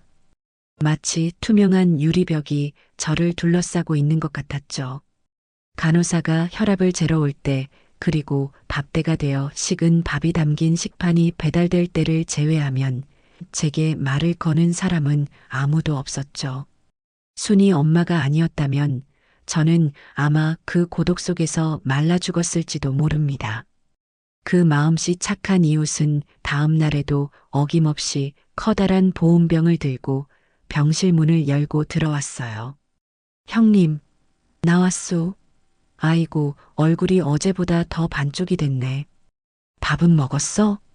순이 엄마는 제 침대 옆 간이 의자에 털썩 주저앉으며 보온병 뚜껑을 열기 시작했습니다. 고소한 잣죽 냄새가 병실 안에 퍼져나갔죠. 고마워 순이 엄마. 나 때문에 괜히 고생만 하네. 어제도 하루 종일. 고생은 무슨. 내가 어제 집에 가서 속이 시원해서 잠도 잘 잤어. 내가 그놈의 아파트 경비실에 쫓아가서 1층 인터폰에 대고 소리를 빽 질렀잖아요. 1502호 사는 김규식. 네 엄마가 쓰러져서 119에 실려갔는데 문 잠그고 게임하던 놈이다. 하고요. 경비가 나를 미친년 보듯 쳐다보는데 어찌나 속이 시원하던지. 저는 그 말에 정말 오랜만에 희미하게 웃었습니다. 잘했어. 아주 잘했네. 순이 엄마. 그 집 이제 시끄러워서 살기 힘들겠네. 그럼 꼴 좋지. 근데 형님, 규식이 그놈은 그 후로 전화 한 통 없었소? 없었어. 저는 창밖으로 시선을 돌리며 대답했습니다. 아마 무섭겠지. 내가 깨어나서 무슨 말을 할지. 아니, 어쩌면 병원비 걱정에 잠도 못 자고 있을지도 모르지. 내가 119를 불렀으니 그놈이 쇼라고 우기지도 못할 테고, 자기가 낸 병원비를 나한테 어떻게 뜯어낼까 그 궁리만 하고 있을 거야. 순이 엄마는 아이고 천하에하며 말을 잇지 못하고 제 손등만 세게 쥐었습니다. 됐어. 이제 내 아들 아니야. 순이 엄마, 나 저기 내 가방 좀. 거기 전화기 좀 꺼내줘. 순이 엄마가 가방에서 낡은 제 핸드폰을 꺼내 주었습니다. 그날 응급실에서 어떻게 됐는지 배터리가 다 나가서 까맣게 죽어 있더군요. 이거 충전 좀 해야겠네. 순이 엄마가 얼른 간호사실에서 충전기를 빌려와 꽂아 주었습니다. 그렇게 이틀이 더 지났어요. 저는 순이 엄마가 가져다 준 죽을 꾸역꾸역 넘기며 기력을 차리려고 애썼습니다. 제 돈으로 간병인을 부를까도 생각했지만 순이 엄마가 쓸데없는 돈 쓰지 마. 라며 극구 말렸죠. 형님, 그 돈 아껴서 형님 좋은 데 써야 해. 그 말이 제 가슴에 콕 박혔습니다. 그래요. 내 돈, 내 생명감. 이제 한 푼이라도 저 녀석들을 위해 쓸 수는 없었죠. 링거대를 끌고 복도를 걷는 연습도 했습니다. 의사 선생님은 제가 회복하는 속도가 기적 같다며 혀를 내둘렀죠. 어르신, 살아야겠다는 의지가 강하신가 봐요. 저는 그 말에 속으로 대답했습니다. 살아야죠. 살아서 저놈들 낯짜게 되고 내 결심을 말해줘야죠. 그리고 사흘째 되던 날 오후였습니다. 제가 순이 엄마가 깎아준 사과를 한쪽 먹고 있는데 병실 문이 똑똑하고 조심스럽게 열렸습니다. 규식이 녀석이었습니다. 그 며칠 사이에 얼굴이 정말 반쪽이 되어 있더군요. 씻지도 못했는지 수염은 덥수룩하고 눈은 퀭하니 죽어 있었습니다. 목에 걸려 있던 그 꼴 보기 싫은 헤드폰은 없었지만 그 눈빛은 여전히 불안하고 초조해 보였어요. 제 옆에 앉아있던 순이 엄마가 녀석을 보자마자 야, 네가 여길 어디라고 하며 자리에서 벌떡 일어났습니다. 나가. 당장 안 나가. 이모. 저 엄마 좀 뵈러. 누가 네 엄마야? 네 엄마는 그날 네가 문 잠갔을 때 죽었어, 이놈아. 순이 엄마가 녀석의 멱살이라도 잡을 듯이 달려들자 제가 조용히 손을 들었습니다. 순이 엄마 괜찮아. 나가 있어줘. 나 저 녀석이랑 할 말이 좀 있어. 형님, 그래도 나가 있어. 금방 끝나. 제 목소리에는 그 어떤 감정도 실려 있지 않았습니다. 순이 엄마는 그런 제 모습을 보더니 알았소 하더니 규식이 녀석을 어깨로 탁 치고는 병실 밖으로 나가버렸죠. 쾅! 문이 닫히고 6인실 병실에는 저와 녀석 단둘만 남았습니다. 다른 침대의 환자들과 보호자들이 숨을 죽이고 이쪽을 쳐다보는 게 느껴졌어요. 녀석은 차마 제 침대 가까이 오지도 못하고 문간에 서서 제 눈치만 살폈습니다. 엄마, 몸은 좀 괜찮아? 저는 대답하지 않았습니다. 그저 녀석의 얼굴을 제 배 아파 나았지만 이제는 남보다 못한 저 끔찍한 괴물의 얼굴을 빤히 쳐다봤죠. 녀석은 제 시선을 견디지 못하고 고개를 푹 숙였습니다.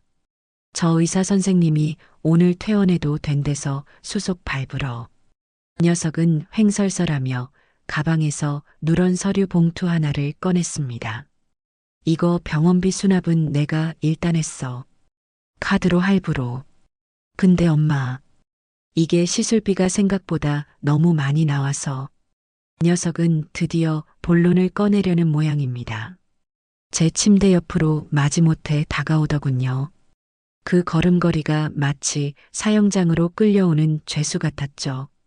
보험 들어둔 거 있지? 예전에 내가 관리한다고 했던 거. 실비. 그거 청구해야 하는데. 참 기가 막혔습니다.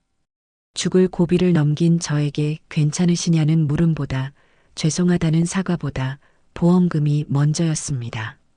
제가 만약 저 차가운 수술대 위에서 죽었더라면 녀석은 아마 지금쯤 사망보험금을 청구하러 뛰어다니고 있었겠죠. 저는 아주 천천히 그리고 또박또박 입을 열었어요. 영미는 괜찮아? 제 입에서 며느리 이름이 나오자 규식이 녀석의 눈이 화들짝 커졌습니다. 제가 며느리를 걱정이라도 하는 줄 알았나 봐요. 영미, 걔 그날 엄청 놀라서 이틀 동안 밥도 못 먹고.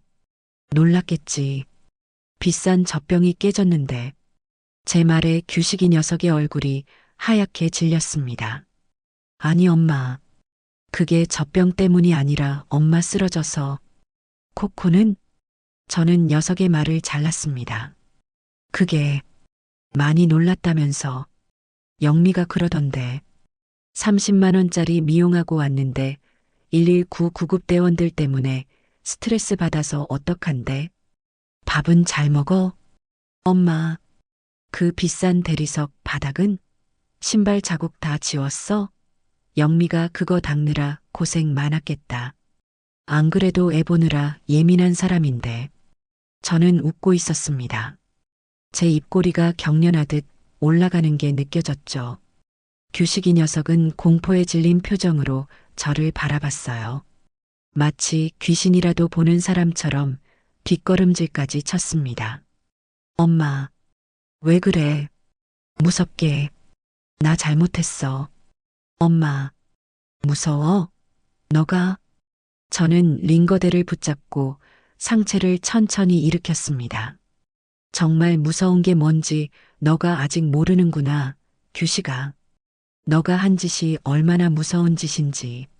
서류, 이리 내놔. 저는 녀석의 손에서 서류 뭉치를 낚아챘습니다. 입원 확인서, 진료비 세부 내역서, 빽빽한 숫자들을 보니 어지간히도 많이 나온 모양입니다. 그리고 보험금 청구 동의서가 보였죠. 피보험자 김태순. 제 서명과 도장이 필요한 곳이었습니다. 도장은 어딨어? 내 가방에 있니? 아니, 내가 집에서 가져왔어. 녀석은 주머니에서 제 인감 도장이 담긴 작은 도장집을 꺼냈습니다. 맙소사. 제 집에 들러 저를 살릴 약은 챙겨오지 않았던 녀석이 돈이 되는 인감 도장은 야무지게 챙겨온 겁니다. 인주도 여기 가방에 가져왔고, 녀석은 가방에서 작은 인주까지 꺼냈습니다. 참 준비성도 철저하죠. 며느리 영미가 시킨 것이 틀림없었습니다. 어머니 정신 더 흐려지시기 전에 도장부터 받아내 하고 닥달했겠죠. 저는 서류를 받아들고 도장을 찍어야 할 곳을 바라봤습니다. 김태순. 제 이름 석자 옆에 이 붉은 도장을 찍으면 녀석의 손에 돈이 들어가겠죠. 제가 죽을 뻔한 대가로 나온 돈이 저 녀석과 저 녀석의 며느리와 저 녀석의 개를 위해 쓰일 겁니다. 그래. 지금은 때가 아니야. 저는 순순히 도장을 받아들었습니다. 그리고 인주를 꾹 눌러 동의서에 쾅 하고 찍어주었죠. 자, 규식이 녀석은 제 행동에 안도하는 표정이 역력했습니다. 고마워, 엄마. 그럼 이거 내가 빨리 처리하고. 규식아. 저는 서류를 챙겨 도망치듯 돌아서는 녀석을 불렀습니다. 왜 엄마? 너가 낸 병원비. 그거 얼마야? 꽤 나왔어. 시술비랑 입원비랑 해서 한 500 정도. 알았다. 그 돈 내가 네 통장으로 보내줄게. 계좌번호 문자로 찍어. 제 말에 녀석은 마치 벼락이라도 맞은 사람처럼 저를 쳐다봤습니다. 뭐? 아니야. 엄마. 무슨 아들인데. 내가 내야지. 아들. 저는 녀석을 보며 다시 한번 웃었습니다. 그 웃음이 지옥에서 올라온 비웃음 같다는 것을 저도 알았어요. 내 아들은 그날 그 방문을 잠갔을 때 죽었어. 엄마, 너는 내 아들이 아니야. 그냥 나한테 빚진 놈이지. 내가 네 집에 가서 쓰러지는 바람에 너가 쓸데없는 돈을 썼잖아. 그러니 갚아야지. 깨끗하게. 엄마 제발. 왜 그래? 내가 정말 잘못했어. 응? 다시는 안 그럴게. 녀석이 제 침대 맡으로 다가와 무릎이라도 꿇을 기세였습니다. 나가. 엄마. 나가. 그리고 다시는 내 앞에 나타나지 마. 저는 녀석에게 서류 뭉치를 집어 던졌습니다. 서류들이 후두둑 소리를 내며 바닥에 흩어졌죠. 녀석은 당황해서 어쩔 줄 몰라 하며 바닥에 엎드려 그것들을 주워 담았습니다. 그 모습이 꼭 개밥그릇에 버려진 문어를 하자 먹던 코코 같다는 생각이 들었죠. 그리고 영미한테 전해. 녀석은 서류를 줍는 손을 멈추고 저를 올려다봤습니다. 젖병가, 그것도 청구하라고. 그 비싼 독일제 젖병값 얼마인지 알아봐서 내 병원비랑 같이 한꺼번에 입금해 줄 테니까. 10원 한 장 빠뜨리지 말고 꼭 청구하라고 해. 녀석은 아무 대답도 하지 못했습니다. 그저 사시나무 떨듯 떨며 서류를 챙겨들고 병실을 도망치듯 빠져나갔습니다. 쾅! 문이 닫히고 병실에는 다시 정적이 찾아왔어요. 다른 환자들이 저를 힐끔거리는 것이 느껴졌지만 저는 아무렇지도 않았습니다. 저는 제 낡은 핸드폰을 들었습니다. 충전이 다 되었는지 화면이 환하게 켜졌죠. 저는 전화번호부에서 제 집 근처 부동산 사장님 번호를 눌렀습니다. 사장님, 저예요. 아이고, 사모님, 웬일이세요? 그동안 연락도 없으시고 몸은 좀 괜찮으신 거예요? 순이 엄마한테 대충 얘기는 들었는데 사장님, 드릴 말씀이 있어서요. 제 목소리는 한치의 떨림도 없었습니다. 제 집 팔아야겠습니다. 금매로요. 시세 필요 없어요. 제일 빨리 팔아주세요. 순이 엄마가 병실 문을 빼꼼 열고 들어왔습니다. 저는 전화를 끊고 순이 엄마를 바라봤죠. 순이 엄마, 나 퇴원 수속 좀 밟아줘. 그리고 나 저 낡은 집으로 가기 싫어. 우리 내일 바로 은행이랑 변호사한테 가자. 형님, 정말 괜찮겠어? 이렇게 다 버리고. 이 돈. 병원 문을 나서는 순간 순이 엄마는 금방이라도 울음을 터뜨릴 것 같은 얼굴로 제 작은 짐가방을 들었습니다. 며칠 만에 나서는 병원 밖 공기는 이상하게도 아주 상쾌하고 달콤하게 느껴졌습니다. 규식이 녀석은 코빼기도 비치지 않았어요. 병원비를 제 통장으로 꼬박꼬박 이체받은 뒤로는 녀석은 제게 전화 한 통, 문자 한 줄 없었죠. 아마 젖병값을 정말 청구해야 하나 아니면 제정신이 아닌 노인네의 헛소리로 치부해야 하나 며느리와 머리를 맞대고 싸우고 있겠지요. 괜찮아. 버리는 게 아니라 정리하는 거야. 순이 엄마, 나 저기 은행 좀 들렀다 가야겠어. 은행은 왜? 집 판 돈 통장으로 다 들어왔다며. 찾을 돈이 좀 있어서. 그리고 할 일도 좀 있고. 저는 순이 엄마의 부축을 받으며 병원 앞에서 바로 택시를 탔습니다. 심장에 무리가 가는 시술은 아니었지만 아직은 오래 걷기가 힘들었어요. 하지만 가슴 한구석이 텅 비어버린 것 같던 허전함은 사라지고 없었습니다. 그 자리에는 차가운 강철 같은 결심만이 남아 있었죠. 은행 창구에 앉아 저는 제 모든 통장을 해지해 달라고 했습니다. 어제 잔금이 들어온 집한 돈이 든 통장, 남편이 남겨준 얼마 안 되는 퇴직금이 든 통장, 제가 식당이라며 푼푼히 모아온 적금, 그리고 김희준이라는 이름이 찍힌 손주 녀석 주려고 따로 모아두었던 그 통장까지. 어르신, 이거 오늘 다 해지하시면 이자 손해가 엄청나신데요. 특히 이 적금은 괜찮으시겠어요? 젊은 은행 직원이 안타깝다는 듯이 저를 바라봤습니다. 괜찮아요. 전부 해지해 주세요. 그리고 현금으로 찾을 수 있는 만큼 다 찾아주세요. 제일 큰 단위로요.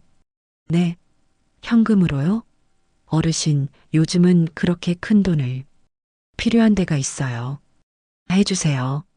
제 단호한 태도에 은행 직원은 더 묻지 않고 지점장에게 결제를 받으러 가더군요. 위잉하고 돈 세는 기계 소리가 은행 안을 가득 채웠습니다. 그 소리가 제 심장이 다시 뛰는 소리처럼 아주 힘차게 들렸죠. 두둑한 현금 봉투 수십 개가 담긴 커다란 여행 가방을 받아들고 은행을 나왔습니다.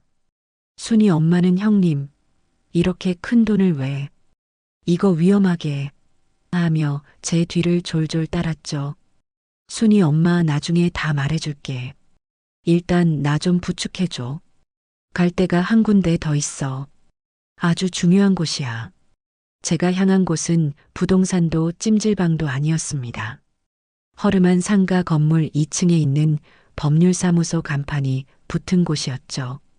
순이 엄마가 며칠 전에 아들놈 고소하려면 변호사를 만나야 한다며 알아봐 둔 곳이었습니다. 어서 오십시오, 어르신. 무슨 일로? 안경을 낀 젊은 변호사 한 명이 사무실 안쪽에서 나오며 저희를 맞이했습니다.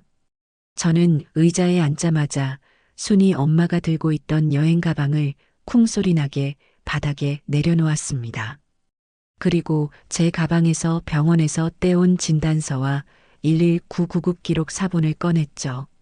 순이 엄마가 어제 구급대에 직접 가서 그놈 고소할 거니까 다 내놓으라고 소리질러 받아온 서류였습니다. 변호사님, 네 어르신, 말씀하세요. 내 아들 호적에서 파버리고 싶어요. 제 말에 젊은 변호사의 눈이 동그래졌습니다. 네, 호적을요? 친아드님 말씀이십니까? 내가 그놈을 낳은 건 사실이지만 이제 내 자식 아니에요. 내 재산 단 10원 한 푼도 저놈한테 물려주고 싶지 않습니다. 내가 죽어도 내 장례식장에도 발 못 붙이게 하고 싶어요. 저는 그날 병원에서 있었던 일, 아니, 그 전부터 며느리에게 당했던 모욕, 문어를 개밥으로 줬던 일, 저를 소파에도 못 앉게 했던 일, 깨의 생수와 제 정수기 물을 차별하던 일, 그리고 제가 쓰러졌을 때 쉬하지 말라며 문을 잠가버린 아들의 만행까지 하나도 빼놓지 않고 전부 털어놓았습니다. 순이 엄마는 옆에서 맞아요. 내가 증인이에요. 저 형님이 어떤 분인데 그 며느리녀는 구급대원들한테 걔 놀란다고 소리를 질렀다니까요. 하며 추임새를 넣었죠. 변호사는 제 이야기를 듣는 내내 표정이 심각하게 굳어갔습니다. 안경을 벗어닫고 한숨을 내쉬기를 반복했죠. 어르신, 정말 고생 많으셨습니다. 이건 명백한. 변호사는 서류들을 꼼꼼히 검토하더군요. 법적으로 파양은 입양 관계에서 쓰는 말이라 친자 관계를 끊어낼 수는 없습니다. 어르신이 낳으신 자식이니까요. 하지만 어르신 재산을 아드님이 한 푼도 받지 못하게 할 방법은 확실하게 있습니다. 아주 완벽하게요. 그게 뭡니까? 유언장 그런 건가요? 첫째 유언장입니다. 하지만 유언장만으로는 부족할 수 있어요. 아드님이 유류분 반환 청구 소송이라는 것을 걸면 법정 상속분의 절반을, 그러니까 어르신 재산의 절반을 뜯어갈 수 있거든요. 뭐요? 그 짓을 하고도요? 네, 법이 그렇습니다. 하지만 변호사는 서류 한 장을 꺼냈어요. 둘째는 상속 결격 사유입니다. 이게 핵심이에요. 상속 결격? 네. 민법 제1004조에는 상속을 받을 자격을 박탈당하는 사유가 있습니다. 그 중 하나가 직계존속을 심각하게 부당하게 대우하거나 중대한 모욕을 가한 경우입니다. 지금 2119 기록과 어르신을 방치한 아드님의 행위는 존속 유기에 가까운 범죄 행위입니다. 이걸 근거로 아드님을 상대로 상속권 상실 소송을. 아니요. 저는 변호사의 말을 잘랐습니다. 소송? 그런 거 하고 싶지 않아요. 저놈 낯짝을 법정에서까지 보고 싶지 않습니다. 그냥 조용히 저놈이 내 돈에 손 못 대게만 그렇게만 해주세요. 유류분 그것까지도요. 변호사는 잠시 고민하더니 제 앞에 놓인 여행 가방을 흘깃봤습니다. 어르신, 방법이 하나 있긴 합니다. 소송보다 더 확실한 방법이죠. 그게 뭡니까? 재산을 살아생전에 전부 쓰시거나 증여하시는 겁니다. 증여요? 네, 아드님이 아닌 다른 사람이나 단체에 어르신의 재산을 전부 넘겨버리시는 거죠. 유류분은 사망 시 남은 재산을 기준으로 하는 건데 돌아가셨을 때 재산이 0원이면 아드님이 가져갈 것도 0원이 되는 겁니다. 저는 그 말을 듣고 웃었습니다. 그거 아주 좋네요. 어르신, 이 가방에 든 돈이 혹시... 네, 내전 재산입니다. 이 돈 오늘 전부 쓸 겁니다. 변호사님, 나 좀 도와주셔야겠습니다.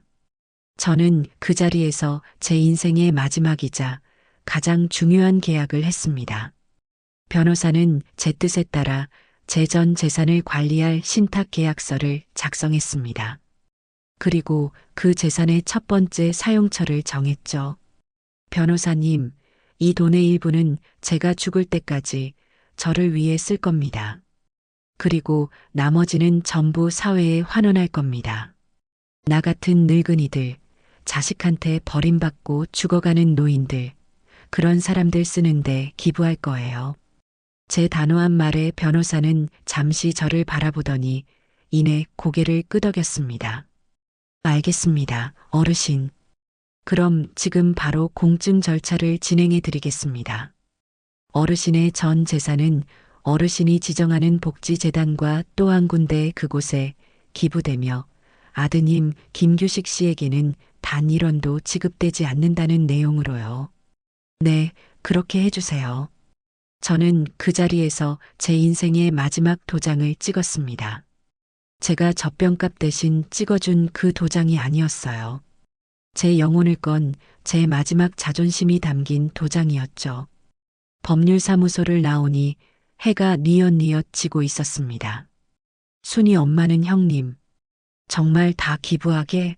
하며 안타까워했지만 제 마음은 날아갈 것처럼 가벼웠습니다.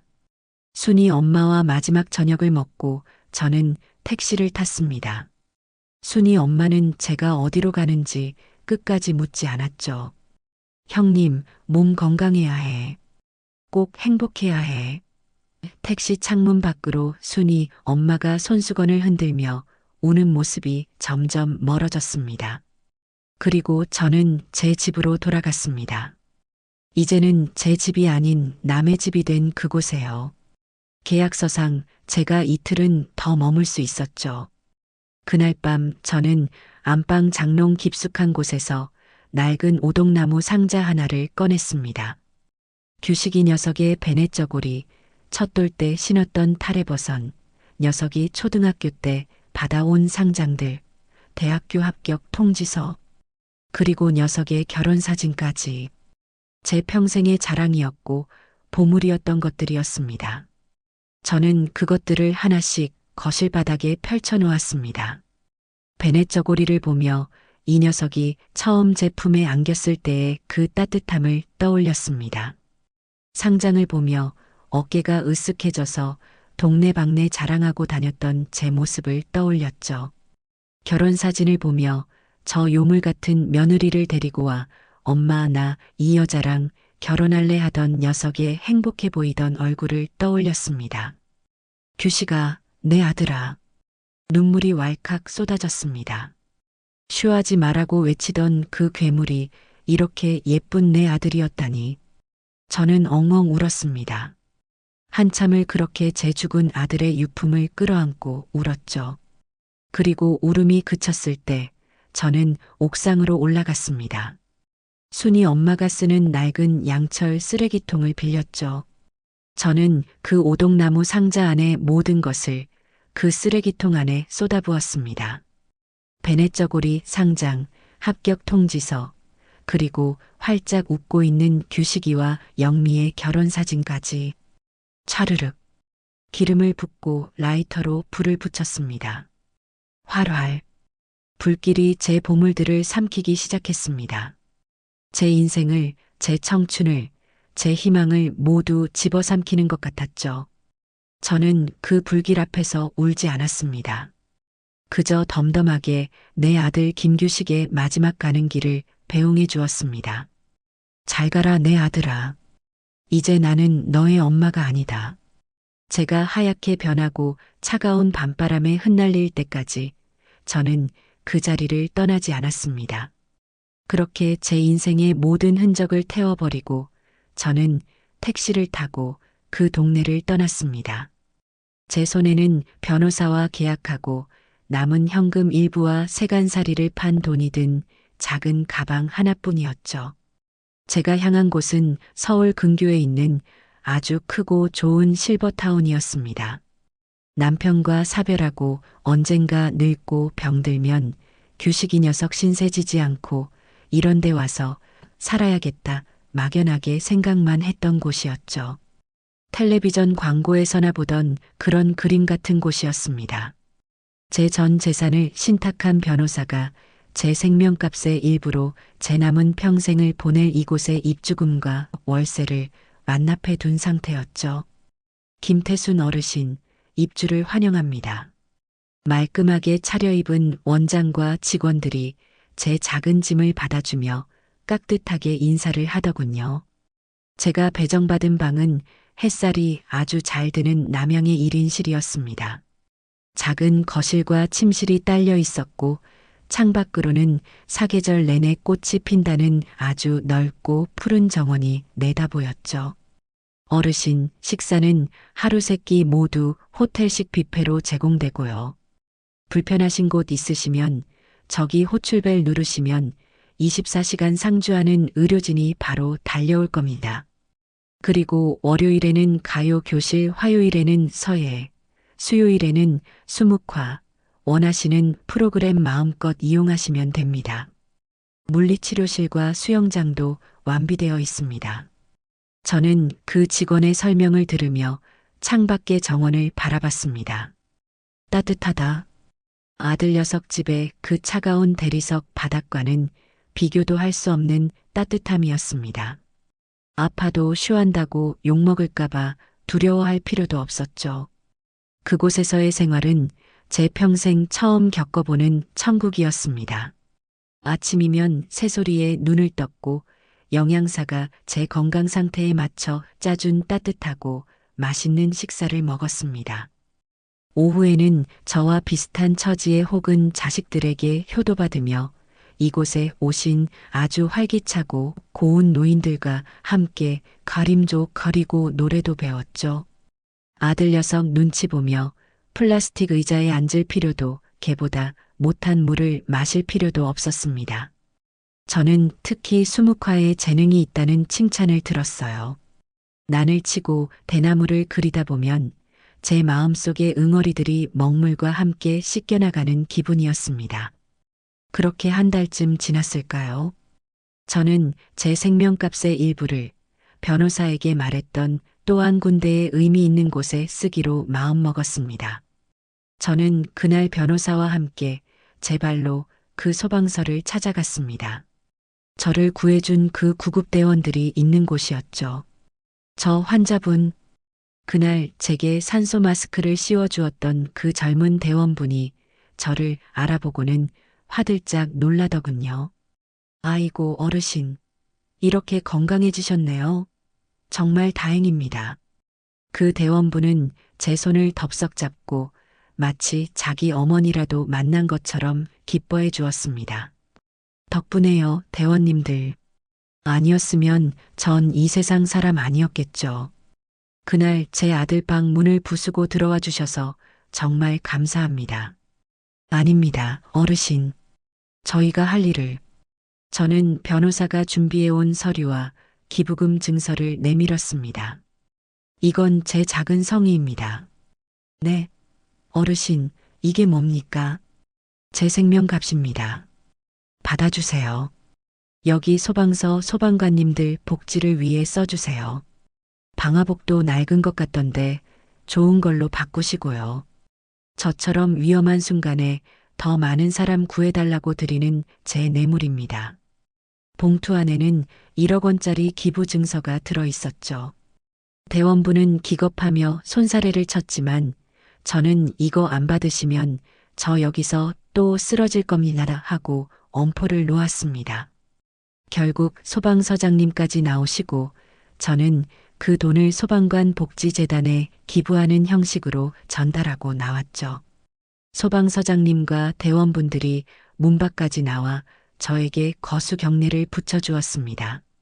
저는 태어나서 처음으로 그렇게 큰 존경을 받아봤습니다. 여보, 나 잘했죠? 하늘을 보는데 먼저 간 남편이 아주 환하게 웃어주는 것 같았습니다. 그리고 그로부터 며칠 뒤 제가 실버타운 정원에서 새로 사귄 그림 동무들과 차를 마시며 담소를 나누고 있는데 저 멀리서 아주 시끄러운 소리가 들려왔습니다. 김태순 여사, 어디 있어? 익숙한, 아니, 제 기억 속에서 이미 지워버린 목소리였습니다. 규식이 녀석이었죠. 녀석과 며느리 영미가 어떻게 알았는지 이곳 로비까지 쳐들어온 겁니다. 말끔한 제복을 입은 경비원들이 어르신, 면회는 예약하셔야 합니다. 라며 말리는데도 영미는 비켜. 우리 엄마야. 니들이 뭔데 막아. 하며 악을 쓰고 있었죠. 어머니, 여기 계셨어요. 녀석들은 정원에 앉아있는 저를 발견하고는 빚쟁이라도 만난 것처럼 맹수처럼 달려들었습니다. 그 모습이 어찌나 흉하고 볼품없던지요. 한 달여 만에 본 녀석들의 얼굴은 아주 초췌하고 분노로 이글거리고 있었습니다. 어머니, 지금 제정신이세요. 영미가 먼저 제 찻잔을 탁 하고 내리치며 소리를 질렀습니다. 뜨거운 찬물이 쏟아져 제 손등을 적셨지만 저는 눈 하나 깜짝하지 않았죠. 저희 상의도 없이 그 집을 팔아요? 그 집이 어떤 집인데? 그 집 당연히 우리 이준이 줄 거 아니었어요. 그 집 팔아서 우리 이준이 유학 보낼 거였는데. 그리고 돈은 그 돈 다 어디다 빼돌리셨어요. 저희가 그 돈 때문에 지금 규식이 녀석도 옆에서 거들더군요. 녀석의 목소리는 울음이 섞여 있었습니다. 엄마, 어떻게 우리한테 말 한마디 없이 우리가 그 돈 때문에 지금 대출 이자도 못 내서 집이 경매로 넘어가게 생겼다고 엄마가 우리한테 이럴 수 있어? 아, 그랬군요. 녀석들은 제가 판 집값으로 자기들 빚을 갚을 생각이었던 겁니다. 제가 보험금에 도장을 찍어줄 때부터 제 재산은 이미 자기들 것이라고 생각하고 있었던 거죠. 그리고 소방서에 1억을 기부해? 엄마 미쳤어. 그 돈이 어떤 돈인데. 그 돈이면 우리 이자가 신문이라도 본 모양입니다. 익명의 노인 소방서에 1억 쾌척. 그게 저인 줄은 귀신같이 알아냈네요. 저는 가만히 찻잔을 들었습니다. 그리고 입가에 묻은 차를 제 비단 손수건으로 우아하게 닦았죠. 시끄럽구나. 제 차가운 한마디에 두 녀석의 고함이 동시에 멈췄습니다. 여긴 너희 같은 것들이 소리 지를 곳이 아니야. 여기 계신 분들 다 점잖은 분들이시다. 뭐요? 어머니, 지금 저희 꼴이 내 집? 그래요, 내 집이었지. 내 남편이랑 내가 평생 피땀 흘려본 내 집이었지. 너희 집이 아니라. 그리고 이준이 유학? 나한테 개밥그릇에 문어 쏟아붓는 며느리랑 엄마 죽어가는 거 보고 문 잠그는 아들한테 내 재산 줄 생각 없었는데. 돈? 그 돈 내 생명값이다. 너희가 쇼한다고 버려둔 내 목숨값이라고. 그 돈으로 119 대원님들 성에 표하고 남은 돈으로 나 이렇게 편안하게 살고 있다. 왜? 배 아프니? 엄마, 너가 길거리에 나앉게 생겼다고? 저는 규식이 녀석을 똑바로 쳐다봤습니다. 녀석의 눈이 제 기세에 눌려 파르르 떨리고 있었죠. 그럼 나가서 돈을 벌어야지. 방문 잠그고 밤새도록 게임할 시간이 어디 있어? 그 손가락으로 돈을 벌어야지. 안 그래? 엄마. 그리고 너. 저는 영미를 쳐다봤습니다. 젖병가 청구 안 하더구나. 내가 병원비랑 같이 보내주려고 했는데 그 비싼 독일제 젖병 내가 물어줘야지. 그치? 어머니. 지금 저희 놀리시는 거예요. 놀리다니. 사실을 말하는 거지. 아, 그리고 코코는 잘 있니? 저는 정말 궁금하다는 듯이 물었어요.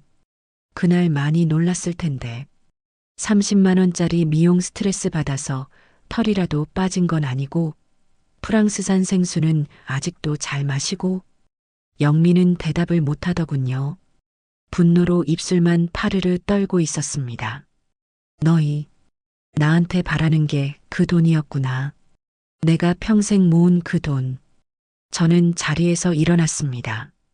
경비원들이 녀석들의 팔을 붙잡고 있었죠. 어머니, 저희 정말 힘들어요. 돈 좀 제발. 1억 아니 5천만 원이라도. 규식이 녀석이 제 바짓가랑이라도 붙잡을 듯이 애원했습니다. 저는 그런 녀석을 아주 차갑게 내려다봤습니다. 규식아. 네. 엄마. 내가 변호사한테 유언장 아니 신탁계약 다 써놓고 왔다. 유언장이요? 신탁? 그래요. 내가 죽거든 내 남은 재산 전부 나 같은 불쌍한 노인들한테 갈 거야.